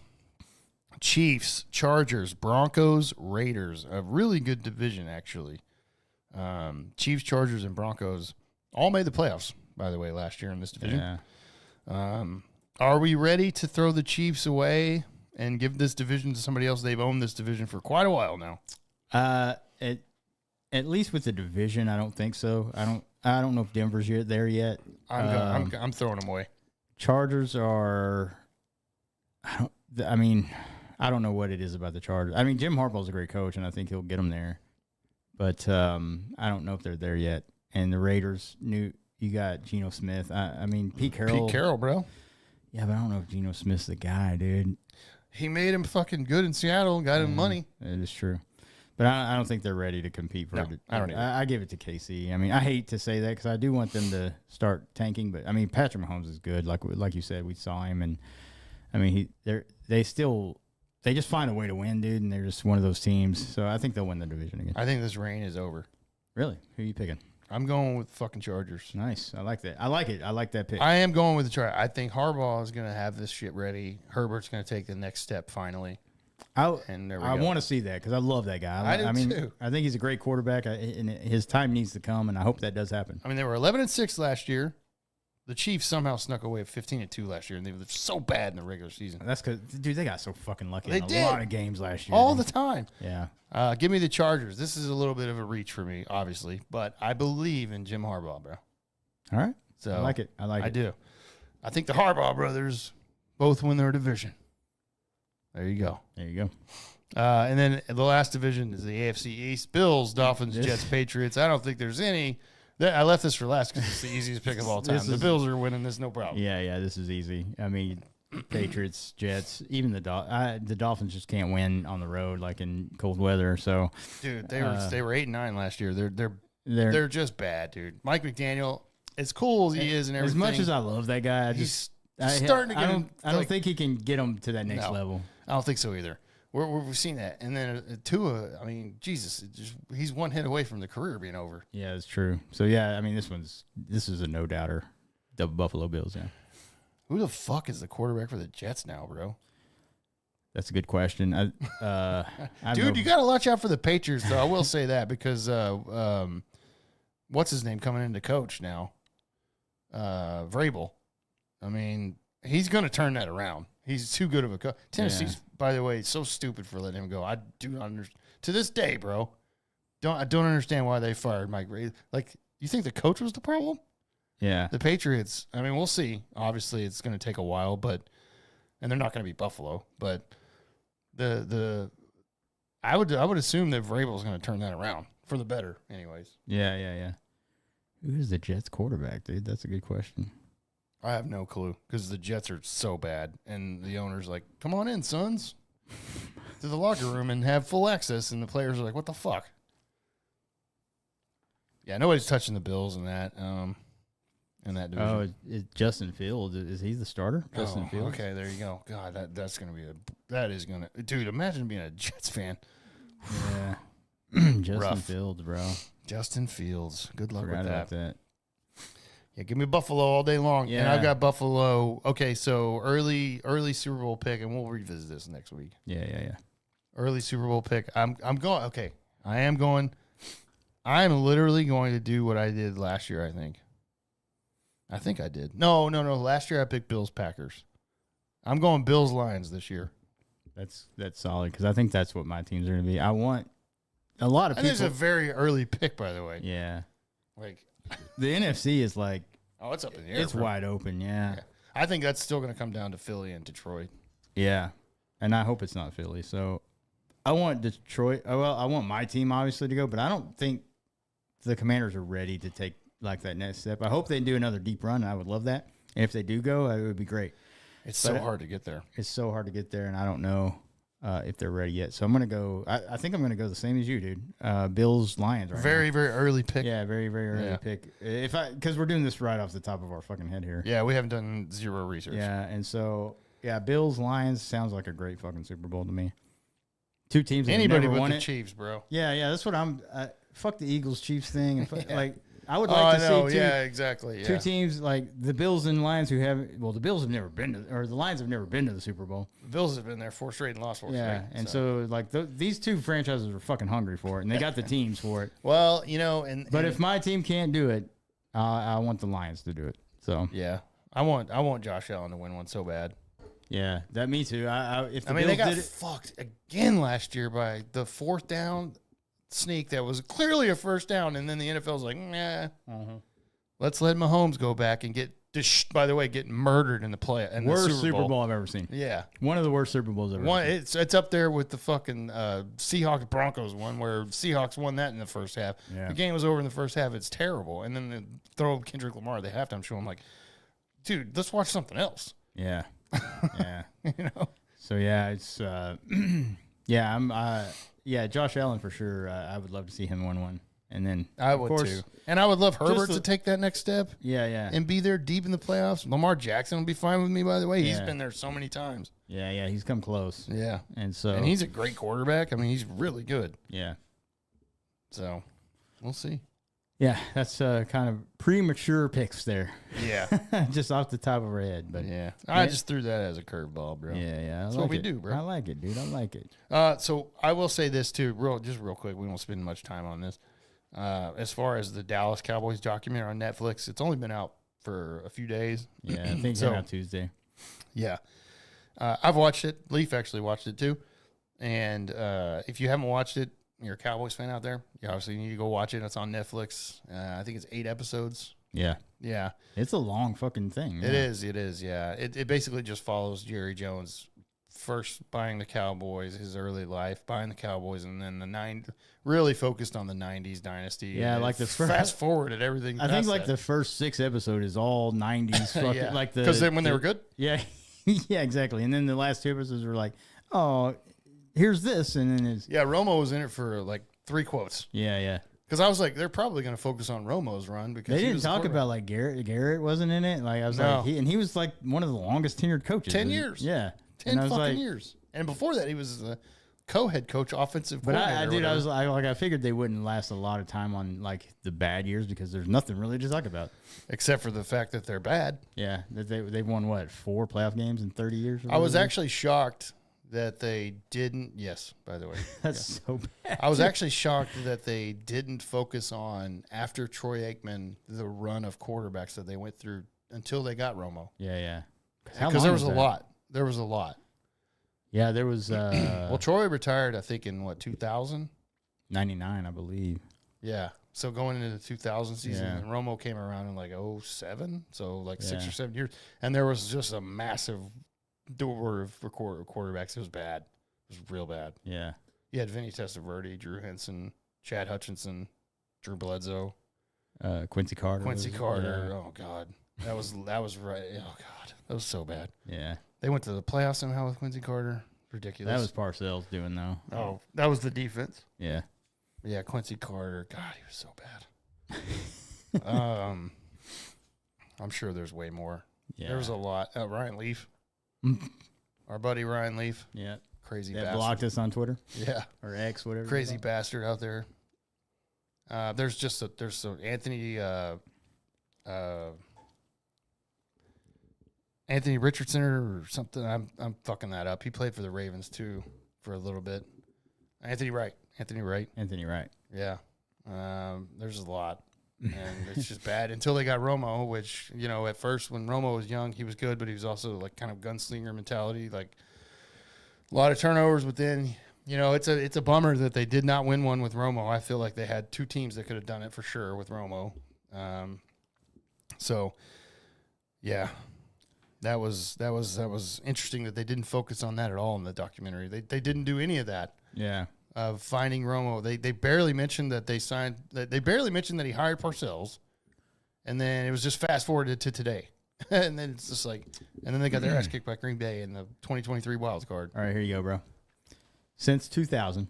So Aikman actually played in 2000. That's what I thought. I thought it was 2000 was the Washington game that ended his career. Then there was Randall Cunningham. Oh yeah, I forgot about him. Anthony Wright. Yep. Quincy Carter. Ryan Leaf. Clint Storner. Oh yeah, Clint Sterner. Yep. Sterner. Chad Hutchinson. Yep. Chad Hutchinson. Vinny Testaverde, Drew Henson, Drew Bledsoe. Mm-hmm. And then Romo came in 2006. Yeah. I almost got all of those. I missed Clint Sterner. And then there was I missed Clint Sterner and Randall Cunningham. I forgot about Randall Cunningham. Jesus. And then talk about during Romo's career, there was some guys that played, obviously because he was injured. There's like Brad Johnson, John Kitna. Yep. Kyle Orton played one game. They paid him a lot of money. Remember Brandon Whedon? Brandon Whedon. And Kellen Moore. Then Dak Prescott came in 2016. Yeah. Yep. I almost got all those. I missed Clint Sterner and Randall Cunningham. That's a small list compared to the Redskins, bro. That's true. There's a lot. Obviously, Cleveland and Washington, way worse. Oh, dude, we've had – before Kirk Cousins came along, there was not a guy that started 2 seasons in a row. I know. You mentioned that. For the longest motherfucking time. We had a new starter week 1 every goddamn year for I don't know how many years. Fucking 15-something years? It was crazy. Yeah. And then actually, since Kirk Cousins, Jaden Daniels is the first guy to start week 1 2 seasons in a row. That's pretty wild. And that Kirk Cousins wasn't that long ago. No. Well, you know how many quarterbacks we had since between Kirk Cousins and Jaden Daniels is insane too. That list is crazy too. That's not that long ago. Well, it's pretty bad. Like that's what I'm saying, and you're right. Probably on the documentary, they didn't want to do that because they were bad. But they should have, because that is to me like a good important era where they had Wade Phillips. Before that they had and he mentioned him a little bit. Champ Gailey, who was not good, and that's when that team was kind of officially getting to the end of their run, the '90s team. And then they hired Dave Campo, who 3 years in a row they went with Dave Campo for 3 straight seasons, and they were 5-11 every year. And I'm like, what the fuck? And I think that's when they hired Parcells. Yeah. Who turned it around, and then from Parcells they went to Wade Phillips, and then from Wade Phillips to Garrett for 10 fucking years. Which I'm okay, by the way, with having a coach for that long, but like, dude, win. But didn't he go like 8-8 for like a bunch of 3-something years? Yes. And I was like, how did he not get fired? And the last game of the season, if they win it, they win the division, and they lost every time. Of course. Oh, I remember that year because the Redskins beat them. Yes, that was badly. They beat them badly. That was a Romo fucking choke game, dude. Yeah, that's what that was. Yeah, he threw like 4 picks or something. And it pissed me off. Yeah. I was like, we were watching that at I think Brendan's house. I remember that. I don't remember, dude. You're trying to pull that? I don't remember. But that's because we didn't win very much back then. Yeah. So I was like, I remember those victories. Well, yeah, that's true. I was like, dude, we got to win because this keeps the Cowboys out of the playoffs. And they fucking murdered them. I was like, oh, hell yeah. I remember that happened like 2. It might have been all 3 years actually. They finished 8-8, but they had the last game of the season. If they won the division they're in, and they lost every time. I'm like, Jesus, this fucking team. Yeah, and Garrett kept his job. But I will say, as I said, Romo had 2 chances to win the Super Bowl, 2007 and 2014. Both of those teams 100% could have went to the Super Bowl. They just fucking choked. Yep. That's what they do. They couldn't even go to the goddamn NFC Championship. That's the thing. It's just crazy to me, bro. Campo just needed 1 more year. Jerry pulled the trigger too soon. Yeah. Those Dave Campo years were special, bro. Just needing 1 more year. They just needed a couple more pieces, bro. That's it. 100%. But anyways, I will say, just like everything with Netflix, it's well put together. Yeah, they did do a good job on it. And like Leaf said, he's 100% right. Like 6 of the episodes are all about the 90s. Yeah. Which, I mean, for me, that's special because when I was a kid during the 90s, that's when I grew up, we were really winning a lot of stuff. And then it focused a lot on, of course, Jerry and Jimmy Johnson's story together and the clash that they did, and it just how much ego Jerry has for just could not accept the fact that Jimmy Johnson basically created those teams that won the 3 Super Bowls. Well, and we know that because ever since then he hasn't done it, nothing. Yeah, and you know what was the most surprising thing to me about that documentary, and I watched it because I knew we were going to talk about it. And I mean, I was going to watch it anyway. I mean, any sports documentary, I'll watch they're it. usually always good. Yeah, and so, but Jerry did say he did say that one time where he was like, "Yeah, anytime things are going good, I just can't fucking handle it or something." I know. Remember? I was like, like, I just got to fuck it up. And I'm Yeah, like, yeah. what the fuck? I was like, how do you not just take a step back? You just won 2 Super Bowls back to back. Well, And not this- even take a step back. And this is supposedly what you want is Yeah. like you would write down any price. Like he said that he's like, I'll put down a number here and it'll probably make you throw up about what I would pay to win another Super Bowl. I'm like, if that's the case, you would have never fired Jimmy Johnson, bro. If that's the case, Because he that would've guy- stayed back, Yeah. and let him handle it. Like they said at the beginning, he's like, when I first bought the Cowboys and I hired Jimmy Johnson and fired Tom Landry, Jimmy, you handle the football, I'll handle the business. Yeah. And Jerry just couldn't fucking do it. He just like, I got to be in both. Yeah, and immediately when you saw that, when he started owning the team, he was always involved. He Yeah. was down there on the sideline, but you never see an owner down there. Ever. Well, it's rare. Rare. Arthur Blank will go down to his. But, Well, I mean, but like- he's not involved in the football shit. No, he just goes- writes bad checks. Yeah, that's true. And, well, so does Jerry. But hey, shout out to Arthur Blank, bro, because he keeps his beer prices at $5 a beer. Dude, that's crazy. It's amazing. Well, he knows. That's literally, and like if the Cowboys play, well, no, fuck that. If whoever goes to Atlanta, I'll fly there for the beer prices. But yeah, I mean, and that was so weird to me that he said that because I was like, I mean, how do you know this and you can't fucking change? I know. It's I so know. weird. And at the end, he towards the end of the documentary, he does talk about like, I hear it all the time, like hire a GM, get out of the way, all that. He's like, I'm not going to do it because I like the pain. I like being criticized. And I'm like, there's no reason to be a fan of this franchise. This Yeah. guy will not get the fuck out of the way. Yeah. And just, it doesn't work. It doesn't work, bro. You've had 30 years now and it doesn't work. Yeah, and he yeah. just doesn't care. And even when Troy Aikman retired, Troy was in this documentary a lot. Of course, all the 90s players were. Yeah. Well, the main players, the triplets. Mm-hmm. But Troy even said that. He was like, when I retired, he's like, I didn't see any sort of like path forward. There was nothing that looked like things were going to get better. And he was just like, Jerry basically was doing everything. And none of the team was getting better. So he's like, I'm out, basically. And Yeah. plus concussions. But he probably would have stayed if there was like hope. Yeah. He was basically like, there's no hope for this team to do shit. I'm out. Yeah. So that stat like blew me away, dude. He had like 9 concussions in 14 months. I'm like, I how remember- are you not fucking dead? I remember that, dude. Yeah. He was getting fucking just Oh, and I remember. obliterated. Well, LeVar Arrington ended his career. That was his last one, and yeah. that was his last play. That was his And- last, everything.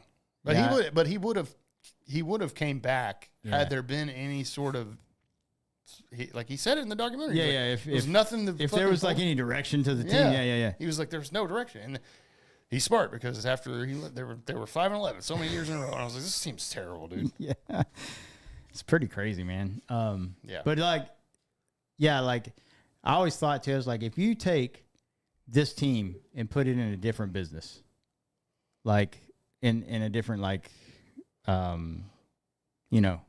take it out of the NFL and put it like in the fucking finance world, or except for the part that Jerry has made more money than any fucking team. It's obviously the most valuable team ever. But like if you took that model that he's had where you're losing all the time and not making any sort of progress, that business would have failed a long time ago. Yeah. And for some reason I don't know how he does it. I mean, just because, like you said, he's one of the insane businessmen of all time. Like as far as the business part goes, his acumen for business is the best that I've seen ever. Because they're the number one sports franchise in the fucking world with the track record that they have in the last 30 years.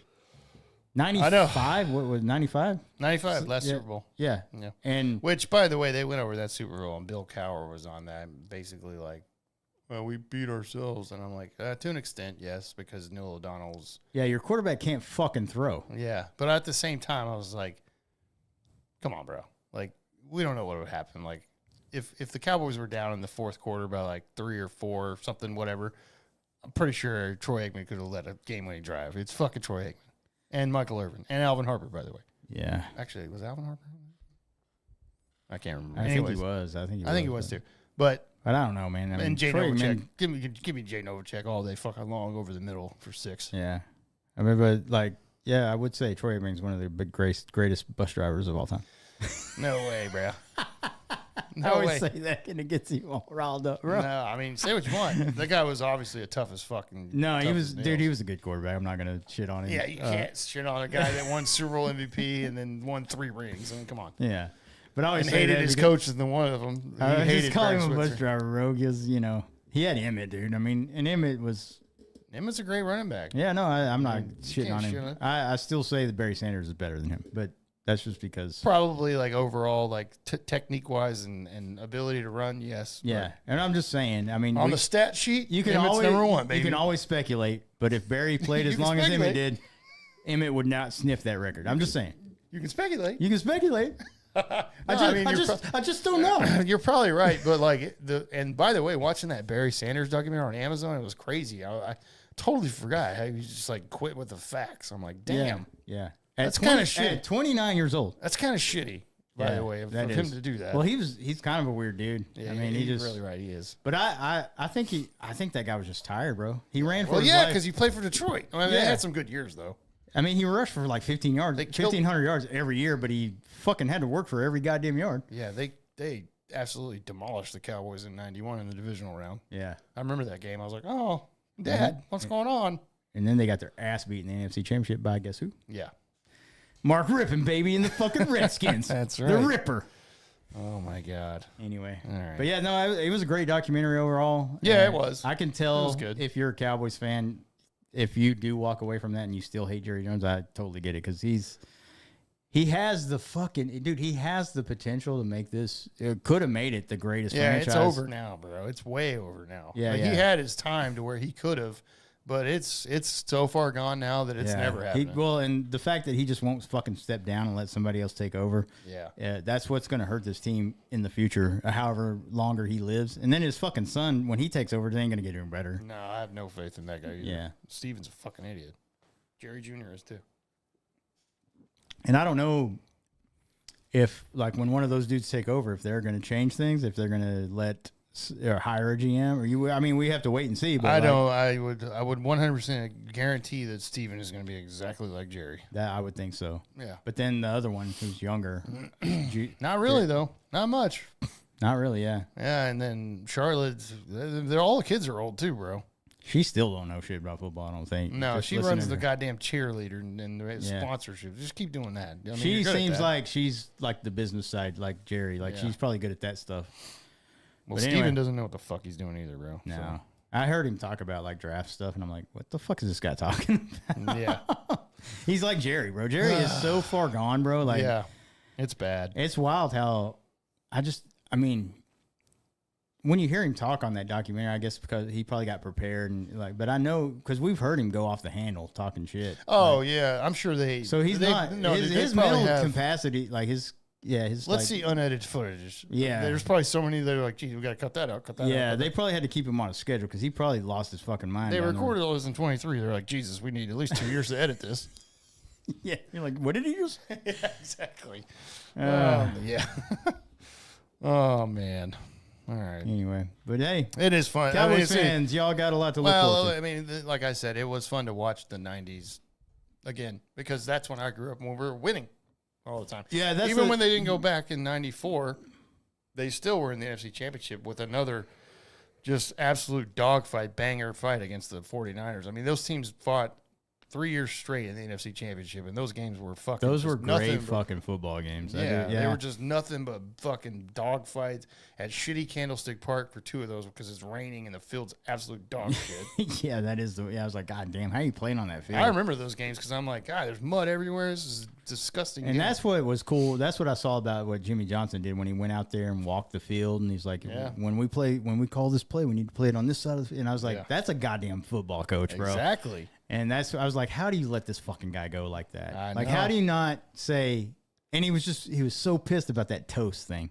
Yeah. And dude, Jerry felt like Jimmy wasn't loyal to the team anymore, and that's pissed him off so bad. Yeah. And you could tell they still hate each other, bro. You could tell. Oh, yeah. Like, even the Ring of Honor thing, that seemed fake. It was, like, because it was fabricated for the show. Yeah, Gary, yeah, will say that all day. Yeah. All day. They were filming that when that shit happened. Exactly. And I was like, you could tell these guys fucking don't like each other, man, Yeah. still to this day. And it's been 30 fucking years, you know?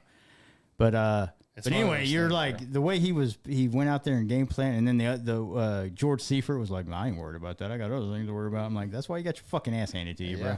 Because Jimmy was out there fucking committed, dude. And I don't know how you don't keep that guy on your fucking team. I don't either. I don't know how you say, like, oh, look, I don't know, man. Jerry, that ego is, I mean, it's why he's here. It's why he was where he's at right exactly. now. In the last 30 years. Made his bed and he's laying in it. Yeah, it's true. So, But anyway, but yeah, my last thing is like, watching that, I'm like, God damn, I miss those fucking times. I grew up watching that era of football, man. Yeah, the 90s. the 90s. Just grit. Late 90s or late 80s, early 90s was the best football. There's so many good teams. Like that 49ers team was fucking crazy. The NFC East was insane then. Oh, yeah, the Giants and the Redskins and Cowboys. Cowboys, the Eagles. Well, the Eagles weren't good then. But No, they weren't. What's But his name? that was one of those.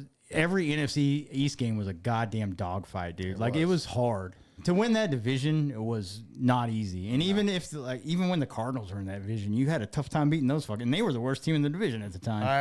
Buddy they were- Ryan, bro. Yeah. I was like, you couldn't fucking. It took forever to beat those. You're like, what the fuck? Yeah. Even what's who- his name? Eric Williams said that. He was Yeah. like, I don't give a fuck what the Arizona Cardinals are Or whatever what their record was. when we played them. It was just a goddamn battle. Yeah, he's like, it was the most physical fucking game we ever played, and I was like, it was not easy in the NFC East back then. No, yeah, you're right. I forgot the Cardinals were in that division too. Yeah, they used to be. Yeah, Back in the day, bro. yeah. Old buddy Ryan. Yeah. Yeah, it was, and I miss that fucking, because now it's kind of a pussy league, and you got to deal with all the changes they're doing. But back then, man, like, it surprises me how many of those guys didn't have career-ending injuries and shit. No shit. Because, I mean, they hit motherfuckers, dude, and they played football back then. You know why they didn't, bro? Because they practiced that way, too. Mm-hmm. That's why. Yeah, I remember Jimmy Johnson saying, he's like, yeah, he goes, what was it like? And he's like, well, you can't practice like we did now. No. And, you can't. No. yeah, you don't hit each other in practice anymore, and that's what's going on. That's why these guys are so fucking soft now. Yeah, exactly. But anyway, yeah, it was a great documentary. I liked it. It was. I mean, even though I'm it's not a fun. fan, if you're just a fan of sports, it's just a great documentary. That's and right. I mean, the Cowboys have a huge history in the NFL, dude. And Jerry changed the fucking way you do business, and that's what he's good at. And now, if he was better at the GM side, maybe they'd be better. But he's not that good. It blows my mind that it seriously does blow my mind, because in the 90s we got 3 out of 4 years, and you. I mean, I just never would have thought that 30 years later I'd be sitting here. I mean, I was a kid. I was a kid when they won all those, and it was awesome. I mean, Yeah. I wore Cowboy shit every day to school. Had an Aikman jersey. Wore the shit out of that thing. And I had a Romo jersey. I mean, I was such a massive fan. I was like, we're going back at some point. We're going back. Mm-hmm. And to sit here 30 years later and never even sniff the NFC Championship, not at fuck the Super Bowl. We haven't even been to the conference championship. It's insane to me. I never would have thought that, dude. And I feel bad for some of the people that I know that are younger than me. They've never, ever seen the Cowboys do anything. Yeah. And I mean, they've won a couple playoff games. Woo! Wild card playoff games, baby. That means nothing to me. That means nothing to me. Well, yeah. So, and I mean, you guys have a long road. It's a long road. Oh, and it's not getting any better. They No. they need to go out and find another quarterback. And I don't think Joe Milton's the guy, but Yeah. they need to be looking, because Prescott it's 10 years now, and you're on the back end of that, and it hasn't been good. So Yeah, I think you got 2-3 seasons of that guy, but I mean, he hasn't proven himself ever. So Dude, he was so bad in that 23 wild card where they had at least 2 home playoff games. If they won, they were playing at home. That was the best chance that Mike McCarthy had, for sure. And Prescott was so bad. Yeah. And people at the end of that, remember people at the end of that were like, it's not Dak's fault. I'm like, really? The pick 6 in the first half wasn't his fault? The 2 picks, by the way? 2 interceptions, one of them a pick 6, wasn't his fault? Yeah, and you could, I mean, watch the fucking throws. They're bad. Yeah, they're It's not terrible. like it was like, oh, the guy made a great play. No, it was a bad throw. And then you have That's what Fred Ward over there at San Francisco will be like, yeah, we were ready for Dak Prescott because his offense is terrible and we know what he can't do. Yeah, he's like, we know what defense he can't fucking play against. Yeah, exactly. I'm like, that's embarrassing. Yeah, exactly. Yeah. And that's the one thing that baffles me about the Cowboys. You had 2 quarterbacks back to back for the 10 plus years Oh yeah, Romo that and Dak. were fucking great in the regular season. Yeah. And then both of them somehow shit their pants when they go to the playoffs. Dude. I know, dude. How do you get those dudes back to back and they just can't fucking do it? They can do it in the regular season all fucking day. How does that not transfer over to a fucking playoff game? I know. I don't get it. Me neither. It's not like it. I mean, I get it's a bigger stage and there's more on the line, but it's the same game. Yeah. You're playing the same game. Same game between the lines. And you've probably played those. You played those teams probably before. It's like Aikman said in that documentary where he was like, yeah, when the Super Bowl started, for the first like 5 or 6 plays, my adrenaline was insane. Yeah, yeah. And he's like, but then after that, it just slows down because it's just like it's another game. It's another You're game. back in the motion. It's You're just like, another game. Yeah. Yeah. But there's some guys that just can't fucking get that Obviously. going. Yeah. Obviously. And you had 2 of those guys back to back. Yeah, it's for been fun. the longest time. It's been fun. Oh shit. God help us. Anyway, this football season's gonna be fun to watch. Yeah. I'm happy. That's gonna be I'm fun. happy. Well, for now, we'll see what happens. Yeah, we'll see what happens. No, I'm just kidding. As long as Jaden Daniels is healthy, you got a hell of a shot. Oh yeah, well, watching the preseason, yeah. If we lose Jaden Daniels, we're fucked. Yeah, we're well, going yeah, 5. Everybody's 5 and fucked when they fucking lose their. 12. Everybody's fucked when they lose their starting quarterback Yeah. because you can't find. There's 30 NFL teams, bro. And there's maybe 20 NFL quarterbacks that are worth a fuck. Maybe. Yeah, maybe. they're That's starters. a reach. There is starters out there that should be back. That's up what right I'm now. saying. There's starters out there that are like, geez, how the fuck are you starting in the Yeah. game? So yeah, it's just keep that guy healthy and we'll be all right. We'll compete. I know. All right.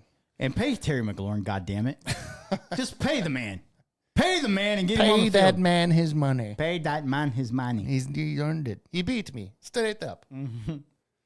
All right. Anyway, Okay. A couple more things, but give me like 2 minutes. I have to. grab me a keystone, brother. All right, give me 2 minutes. We'll be 200. right back. We'll be right. YouTube will be right back. Love you. I gotta drain the snake. Yeah, As that they makes say. sense. I do too. Yeah. Be right back. We'll be right back. Beers. We'll talk some. We'll talk some Rangers and then like a crazy thing and get out of here. Riveting Rangers. Yeah. Ooh, riveting. We'll be right back.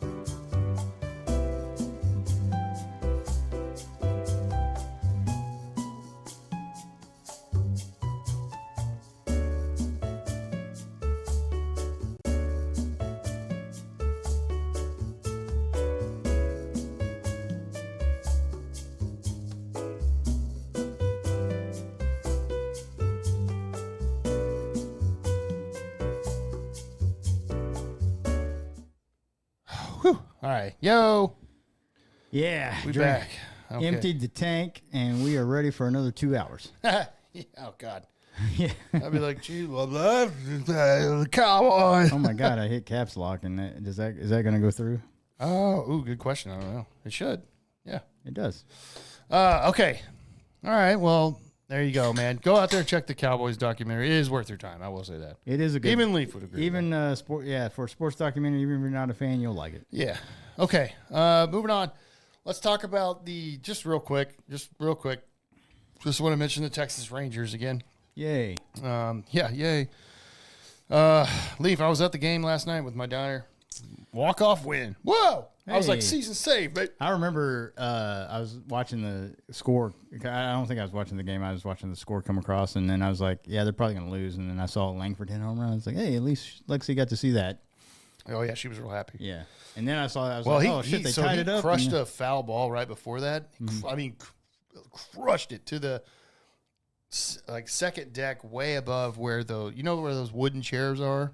Those wooden rockers? Yeah. Way up there. Jesus foul Christ. ball. That's fucking way up there.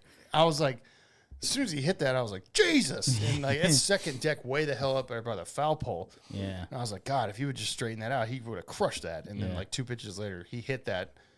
And as soon as he hit it, I stood up and I was like, he got it. I mean, as soon as he hit it, I knew it was gone. Yeah. And that took the lead. And then, of course, they had the lead 2-1 the rest of the way until Evo left the game, which I'll talk about him in a second.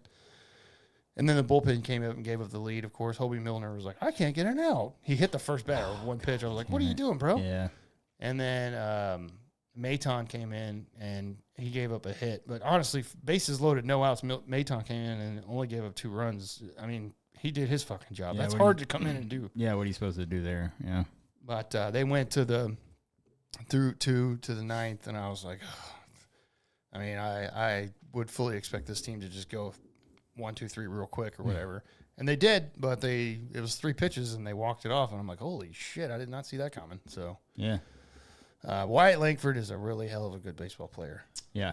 That's a bright spot here on the team, and I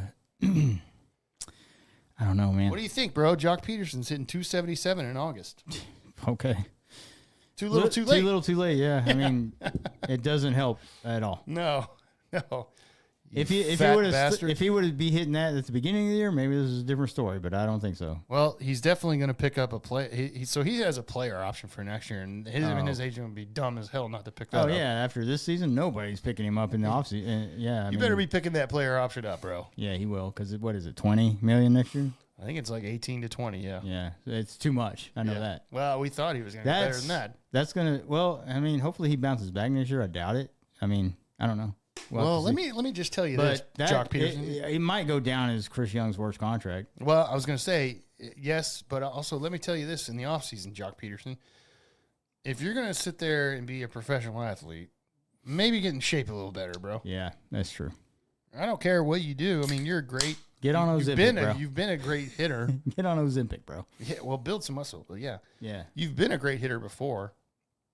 But you cannot have a season where you're hitting 153. That's fucking so bad. And he had before yesterday. You're a DH, bro. That's all you do is hit the ball. And if you can't do it, what do you? I don't know how you're on the team, but I mean, well, because we're paying you $18 million. That's why. Yeah, really.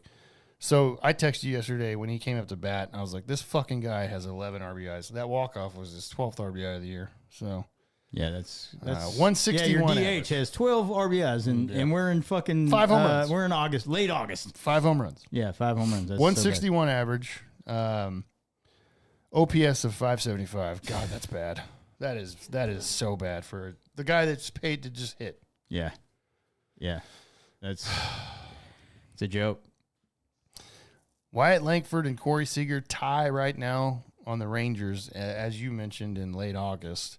For home runs, 19. Nobody on this team is going to hit more than 25 home runs. Seager should have way more than that at this point. He's had a shit year, in my opinion. Yeah. First of all, he's hurt. So he's a lot. 90, he's got 97 games played. And so we've said this. 98. We've said this before. I think for the rest of his career, this is what we're dealing with. He's going to be on. There's going to be 2 or 3 IL stints every year with this guy now, and I hate that.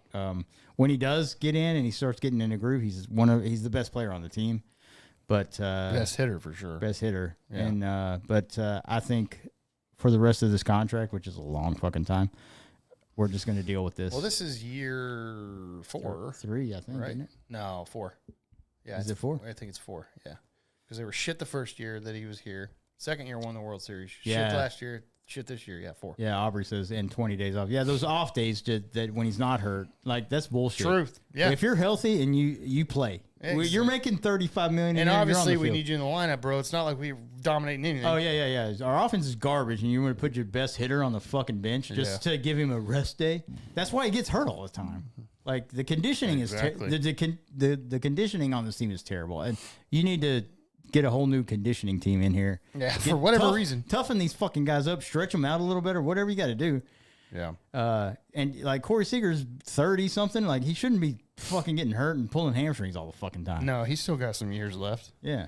Marcus Semien is actually hurt for the first time. Oh wow, that's crazy. Yeah. So he left the game the other day, not last night. He didn't play last night, but he's hurt. And they said that he can't even walk. It like hurts to he feels like not like when he steps on his foot that he hit, it feels like knives, daggers at the bottom. God, and I told Lexi is yesterday, that a fracture or something, or well, I don't know, but I told Lexi yesterday, and she was like, I agreed. I was like, you know, if that guy's not in the lineup, he's hurt. yeah, he's actually fucking hurt. Yeah. So I think he's done for the year. That's what they were saying. Probably. I mean, you might as well give him the rest because this team's not making the playoffs. Which is the first time he's been hurt, I think, ever. I mean, I'm serious in his career. This dude does not make. This is a guy you have to force to take a day off. And, and I mean, he always wants to be in the game. That's what I loved about him. And if he's not in the lineup, there's something wrong. There's like something really wrong. Yeah, that's exactly what I said to her. I was like, if he's missing a game, he's actually hurt. Yeah. Yeah, Evan Carter's done for the year. Another injury to Evan. He got hit by a pitch the other day on his wrist, broke his wrist. I mean, you can't really blame him for that, but it's just another one of those things where Evan Carter's not in the lineup all the time. It's either his back or something else. He's an injury-prone motherfucker, just like Josh Young, dude. Yeah, and I think both of those guys, I think you need to start looking to move on from them. Yep. Unfortunately, I love both of them, and I just wish they were better. Like I had high hopes for Josh Young this year, but I mean, I don't know why. But well, because we thought that he could maybe stay healthy and do a full year and see what he can do for a full year. Like when in 2023, he almost did a full year, and we thought, okay, this is definitely going to be his next third baseman. Super productive, yeah. Yeah. And then they've all just. I'll throw him under the bus for sure, but they've all shit their pants. Like, we're not going to see, like, if they move on from Josh Young, great. Find somebody else because it's not going to work. They're going to move on from Jonah Heim. They're going to move on from Adolis Garcia. They're not future plans. There's just no way. Yeah, I mean, their teams, these guys are bad. They had one good year, and we won the World Series. They're going to move on from these guys, dude. Yeah, now we're about to see a rebuilding team. Yeah. Because, I mean. And that sucks because we have Corey Seager, Semien, Evaldi, DeGrom. I mean, like, well, you have the best pitching staff you've ever had. Yeah. And that sucks that we've wasted this fucking pitching staff on this year. Yes. Because this is the type of pitching staff that, or at least the starting pitching staff, that wins you a World Series, and your offense just is completely shit the fucking bed all year long. Yeah. It almost seems like 2023 was maybe a fluke. Oh, it was 1,000,000% a fluke. I'm glad it was a fluke. It was just but it was 1,000,000%. It was just a product of you getting to the dance and getting hot at the right time. And they did that in 2010 and 2011. Yeah. But they didn't close the deal. This time they closed it, thank God. Yeah. And so now get ready, guys, because it's going to be a long road. Yeah, I would assume that. And like Aubrey said earlier, we're going to die before we see another World Series. Yeah, you're probably right. I would assume the lineup's going to be a lot different, and then I also would assume that Bruce Bochy is going to call it. This is the last year of his contract. He's probably done. He's not coming back. Yeah, we'll have a new manager next year. I think he's just like, I gave it my all. Yeah. I got one at least. I was trying for 2 the second year, the third year. I thought I could do it again, didn't. But I'm gonna go back to that recliner. Yeah, he's done, dude. He's a Hall of Fame manager. He can do what he wants. Yeah. You know. So yeah, I don't think he's coming back though. So now get ready for it. It's going to be a little bit of a rebuilding situation coming up. I believe so too, and because they have nobody in the farm system. No, 0 people that can make any sort of impact at all right now. They're gonna have to. They're gonna have to And see if what Ray they can Davis do is salary like still on his whole little, we're not spending any money, then I mean, you're not going to make it Well, happen. I mean, in the he did. He did. I mean, yeah, but So it's just up to Chris Young to build the fucking. they just made the wrong moves. Like we didn't get a bat, we didn't get an actual fucking closer. exactly. I mean, That's what I'm saying. Merrill I Ke- put some on fucking Chris Young, dude. yeah. I didn't like. Let me see. The trade deadline I didn't like a lot. I did a little bit, but like not really, because Merrill Kelly great or whatever, but that's a rental. They're not re-signing him. No. And he didn't do that didn't help us with what I mean, it made our starting pitching stronger, which we had a great starting pitching, but like if you don't add to the offense, it's not going to help you any because we can't score fucking runs.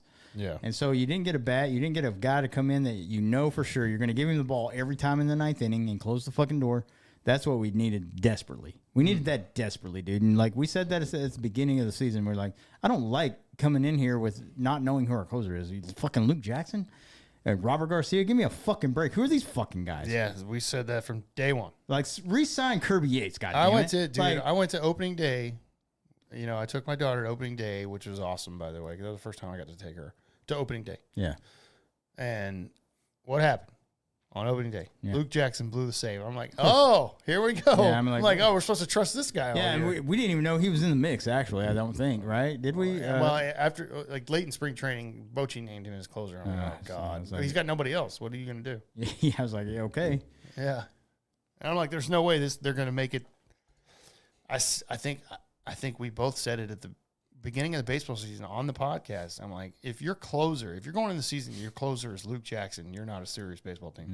No. You're just fucking not. You have to have that guy. They've lost so many games because of the closer. Yeah. You have to have that guy that you know is going to give you a chance. Like the guy that in the ninth, you give him the ball every time, and you like don't have to fucking worry about it. Yeah, exactly. And we've never had that guy this year. No, Ever. nope, not one time. Just a couple things though. Bright spot. A rotation is the only thing that's a bright spot. Yeah. Obviously, healthy season from Jacob deGrom. Now he missed. They pushed his last start, and that's fine from shoulder fatigue. He's pitched 140 innings so far this year. Yeah. At this point, shut him down. Just put him down. Well, he's good. I think they said he's going to start on Monday. But still, yeah, I know you have a little bit of a chance, but Well, you yeah, they don't. won't- they you won't have stop. 6% or whatever it is. Yeah, well, it's lower now. Well, Yeah. no, I mean, it may be right at 6% still. Just shut him down, dude. They're not going to do that. I know, but just do it. I'm okay with Just do it. I don't care. Yeah, just do it. No, dude, I want them to pitch him if he's healthy. Pitch him, dude. They're paying him $40 million. Pitch, motherfucker. Well, I mean, yeah, but still, at some point, you're like, whatever. Missed a whole year. Pitch, Yeah. pitch, and don't bitch. I'm gonna make that shirt. Pitch and don't bitch. Pitch and don't bitch. I gotta make it's a new shirt idea, guys. Yeah. Pitch and don't bitch, because these pussies these days. Yeah, that's true. The other thing I will say, who pitched last night, which was one of the reasons why I was okay with going, was Nathan Eovaldi. Nathan Eovaldi is literally having the best pitching season for a Texas Ranger of all time. Yeah. 22 starts, 130 innings pitched, 1.73 ERA. Whip is 0.85. The dude is on. That's Cy Young shit. It is 100% Cy Young, and DeGrom's right there with him too. DeGrom's ERA is just a little higher, one higher. So That's fucking crazy to me, man. both of them are just lights out. And Eovaldi with his 1.73 ERA, 11-3 record, 11 wins for Eovaldi. Should be more than that. I knew last night when he threw 7 innings last night, left with the lead. I'm like, that's not enough runs for this guy, and of course they fucked him. Yeah, that's what's gonna hurt him in the Cy Young stuff is because they generally look at that like wins, but I don't know. I mean, it's just, dude, the stats are. They should look at unbelievable. like the ERA is insane. He leads the majors in ERA, by the way. Yeah, and yeah, it's such a great. I mean, goddamn, thank God for re-signing that guy. Dude, that was the best thing Chris Young's ever done. Yeah, and I hate that we're wasting his best season of all time on this fucking shit team that can't score runs. And a healthy Jacob deGrom. And a healthy, yeah. Who could pitch in the playoffs, by the way. Yeah. And then you got Imagine having a... Dude, I'm just saying. Yeah. Imagine, like, you start a series, bro, and Eovaldi starts, and then game 2 is Jacob deGrom. Yeah, and then Merrill Kelly is And then the Mary third guy. Kelly's third. I mean, if they could get to the playoffs, this would be an interesting team. I know.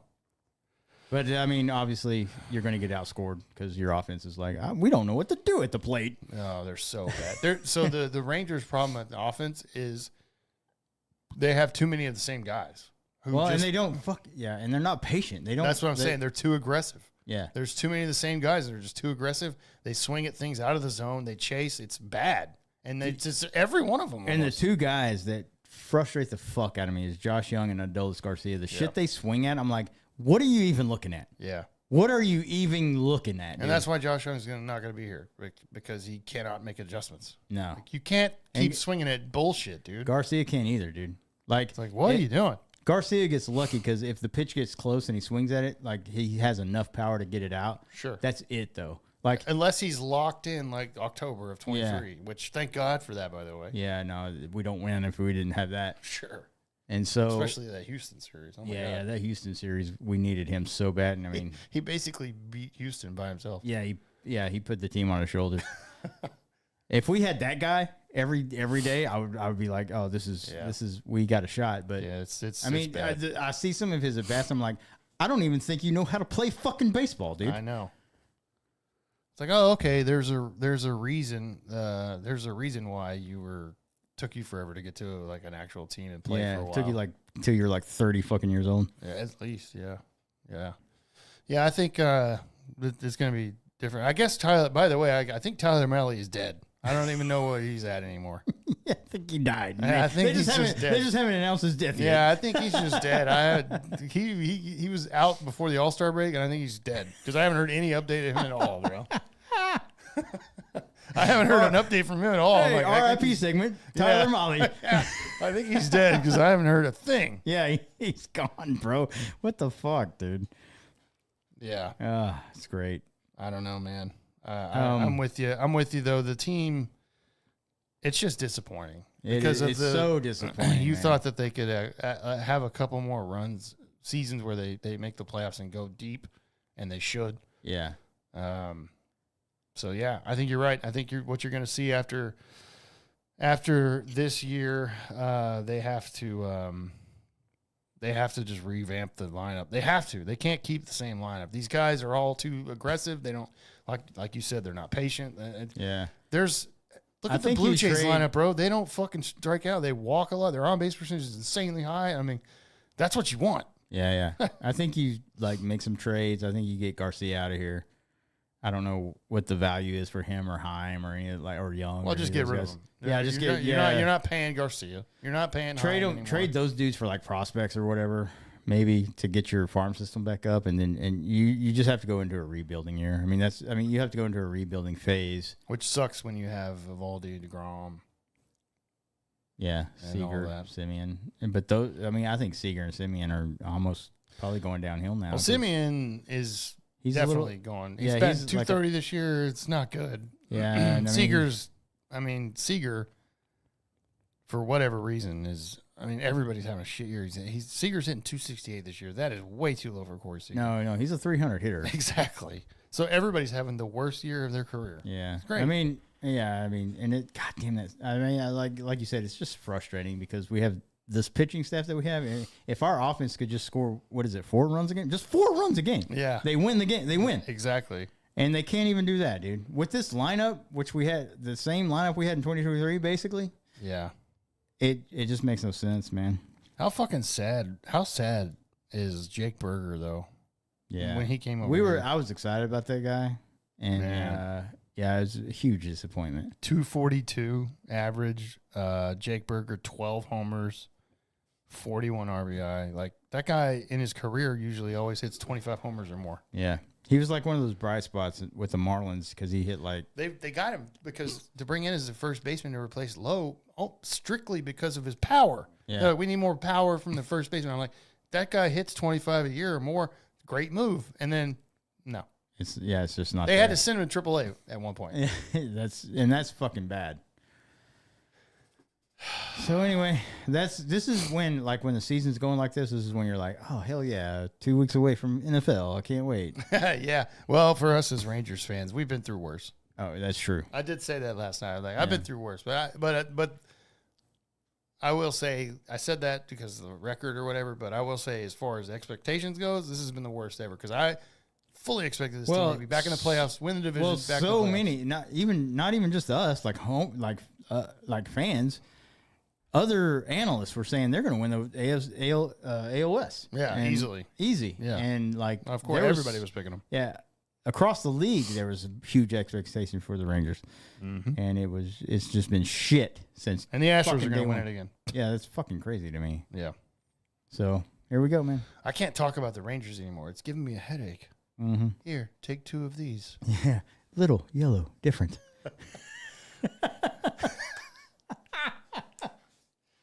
Yes, and it's the choice of a new generation. God damn it. Good shit. All right, man. If y'all don't know what we're talking about, you're not as old as us. Yeah, exactly. All right, let's get out of here, dude. Let's do it. You got a crazy story? I do. Okay, well, I got a weird thing, too. Okay. Let me just mention this real quick. All right. And this, if it's the same, then that's crazy because we're on the same wavelength. Yeah, well, that's happened before. It has happened before. Okay, check this out, guys, out here. Gentlemen, ladies and gentlemen. Pregnancy robots could give birth to human children in the future. What? There's a robot for that. People, okay, what a time to be alive. People are marrying AI robots. We've seen that, actually, a story before that you told on this podcast. And now robots might soon be able to carry babies.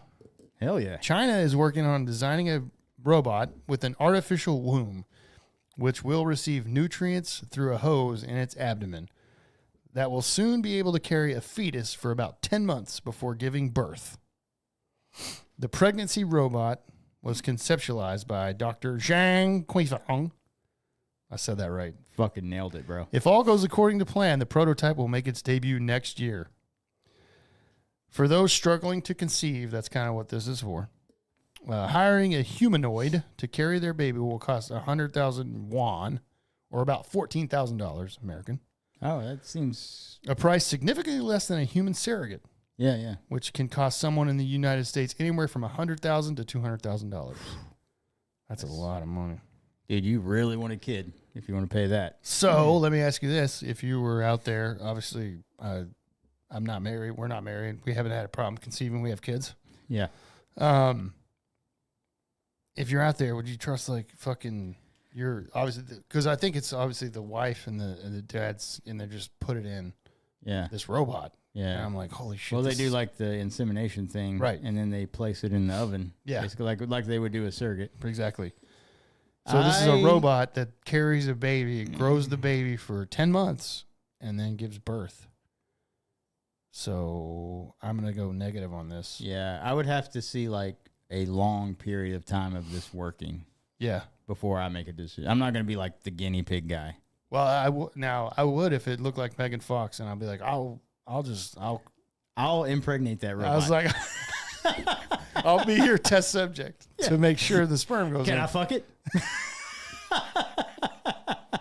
Exactly. Yeah.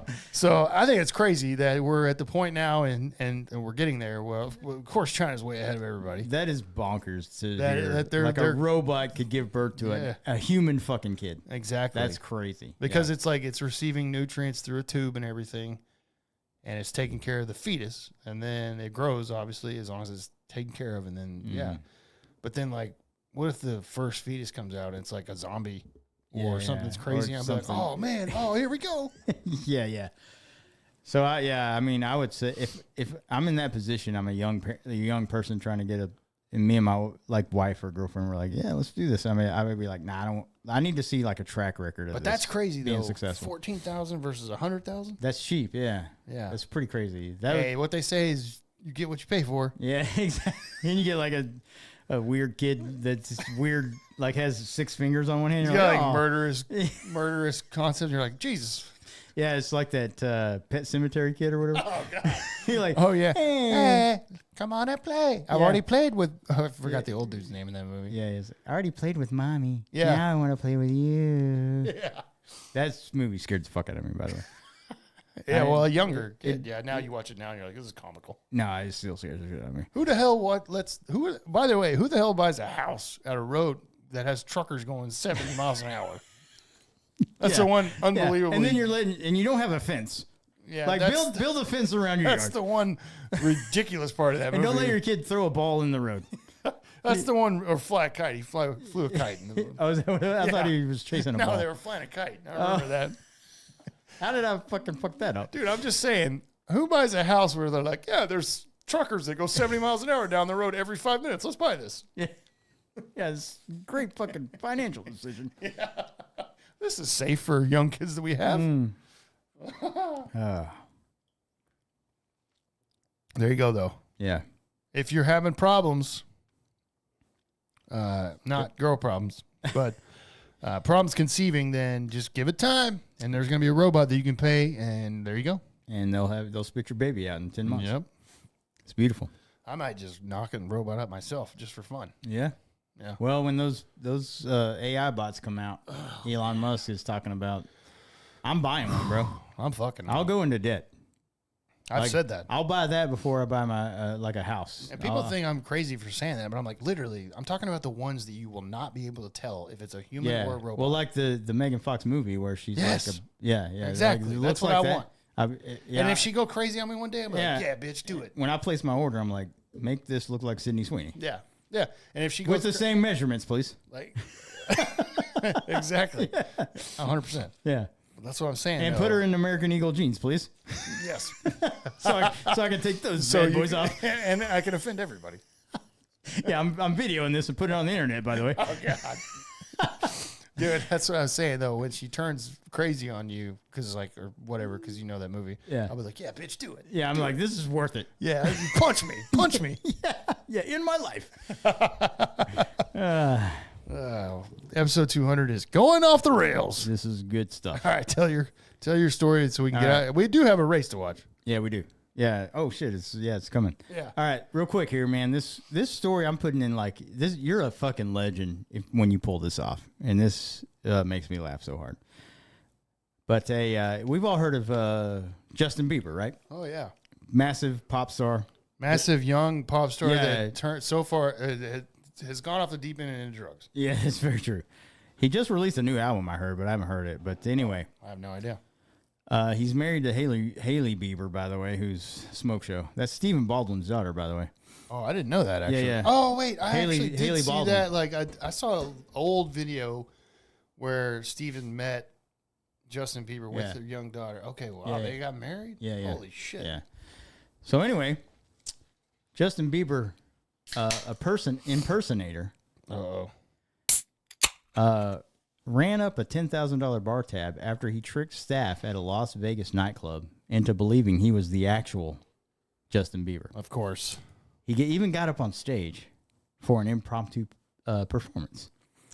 This bizarre incident took place at the 5-star Wynn Hotel in Las Vegas, where a LA-based DJ named DJ Griffin was performing at XS nightclub. So the DJ Griffin was told that Bieber was in town and wanted to make a surprise appearance during his Saturday night show. Believing he was the real Bieber, he invited him into the DJ booth. The shirtless, this dude looks like Justin Bieber, by the way. Tattoos and everything? Yeah, everything. Wow. Wearing dark shades. He had low blue jeans like Bieber usually is. Super skinny because he's super skinny. Yeah. Well, actually, this guy, that's what the DJ said. He's like, he looked like he put on some weight, actually, because he looks a little more muscular. Yeah, because Bieber's pretty skinny. Yeah, because he's fucked up. Mm-hmm. But so he was wearing dark shades. He belted out a version of Bieber's 2015 hit "Sorry" in front of a packed nightclub, and they didn't know. Like, I don't have a video. I wish I could show the video, but like, there's pictures. People were all like, "This is Bieber," and they had their phones up recording it. Wow. And So people in the crowd believed it. Yeah. They didn't know that this was a scam, and so the shameless scammer, identified as 29-year-old Dylan Disclose, sang a couple of Bieber songs before the Wynn staff realized the truth and kicked him off the stage. Oh, there you go. I guess he looks like Bieber, but he probably doesn't sound like him. I don't think anybody really sounds like Bieber. And then, so the DJ showed shared a video of him on his Instagram showing, kind of like hyping up he was like making fun of the whole thing. Okay. Because he goes, I literally thought he's like, he put on a lot of weight since the album dropped. And, I can't tell you one Bieber song. There's one I know. Yeah. Baby. Well, that Sorry song, I remember that one. Because my kid, I remember him doing like a video of it. He covered it. And it's actually a decent song. I just remember that one when he was younger. Baby. That was like his first thing, yeah. Yeah. That's the only one I know. But anyway, the impersonator ran up a $10,000 bar tab. Holy shit. While they were at that club. How the dude, okay. But how do you do that? What is crazy is this guy, he actually paid the tab before they kicked him out. Oh, shit. I was like, how do you have $10K? I mean, I guess if you're a Justin Bieber guy, he's probably made money off of this, looking like Bieber. So how do you, okay, that's fine if you have that, but how do you run up $10,000? Yeah. Like, are you buying for everybody else? Probably. That's well, probably. He said it was him and his entourage, so who knows how many people was with him. There you go. And, if That's I was in the entourage, I'd be like... And you're at the Wynn in Shush. Vegas, so Yeah, it doesn't yeah. take long. Oh, yeah. Well, yeah, those drinks are probably expensive as fuck. And the Wynn is like one of the top, like, hotels and everything, for sure. It's one of the more expensive ones in Vegas on the Strip. Yeah. I've never stayed in a room there because it's so expensive. Well, the Wynn did respond. They said, after an elaborate and multi-step ruse by him and his advanced team, Justin Bieber impersonator was granted access to the excess stage. He goes, as soon as the error was recognized, he was removed from the resort and denied future entry. Oh, man. You got give him his entry back, bro. Yeah, I mean, this is legendary. If you're able to pull this, you look like, I mean, and bro. Kick him off the stage, but give him his entry back. Like, I don't know Bieber all that well. And looking, I would say this is the guy. And he fucking looks, I mean, I would say that's close enough to me. I mean, right? What the Would you fuck? say Is that a real picture? That's a real picture of the guy? That looks exactly like Justin Bieber. Yeah. I mean, he's so close to looking You like would never, ever know the difference. Yeah. So I was like, dude, that's a hell of a fucking prank or whatever. Give the guys access back. Yeah. If anything, it's just going to give you more advertising for your hotel, which apparently tourism is down in Las Vegas. Yeah. Yeah, it is.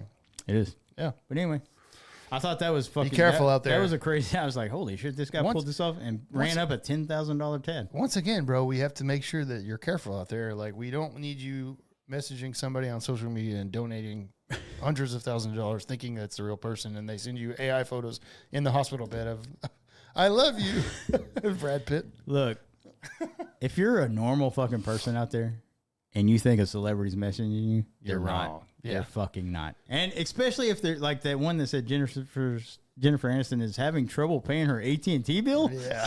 Yeah. She was on Friends, you moron. Yeah. She has money for the rest of her life. Yeah. Just from not working, she probably makes like millions a year.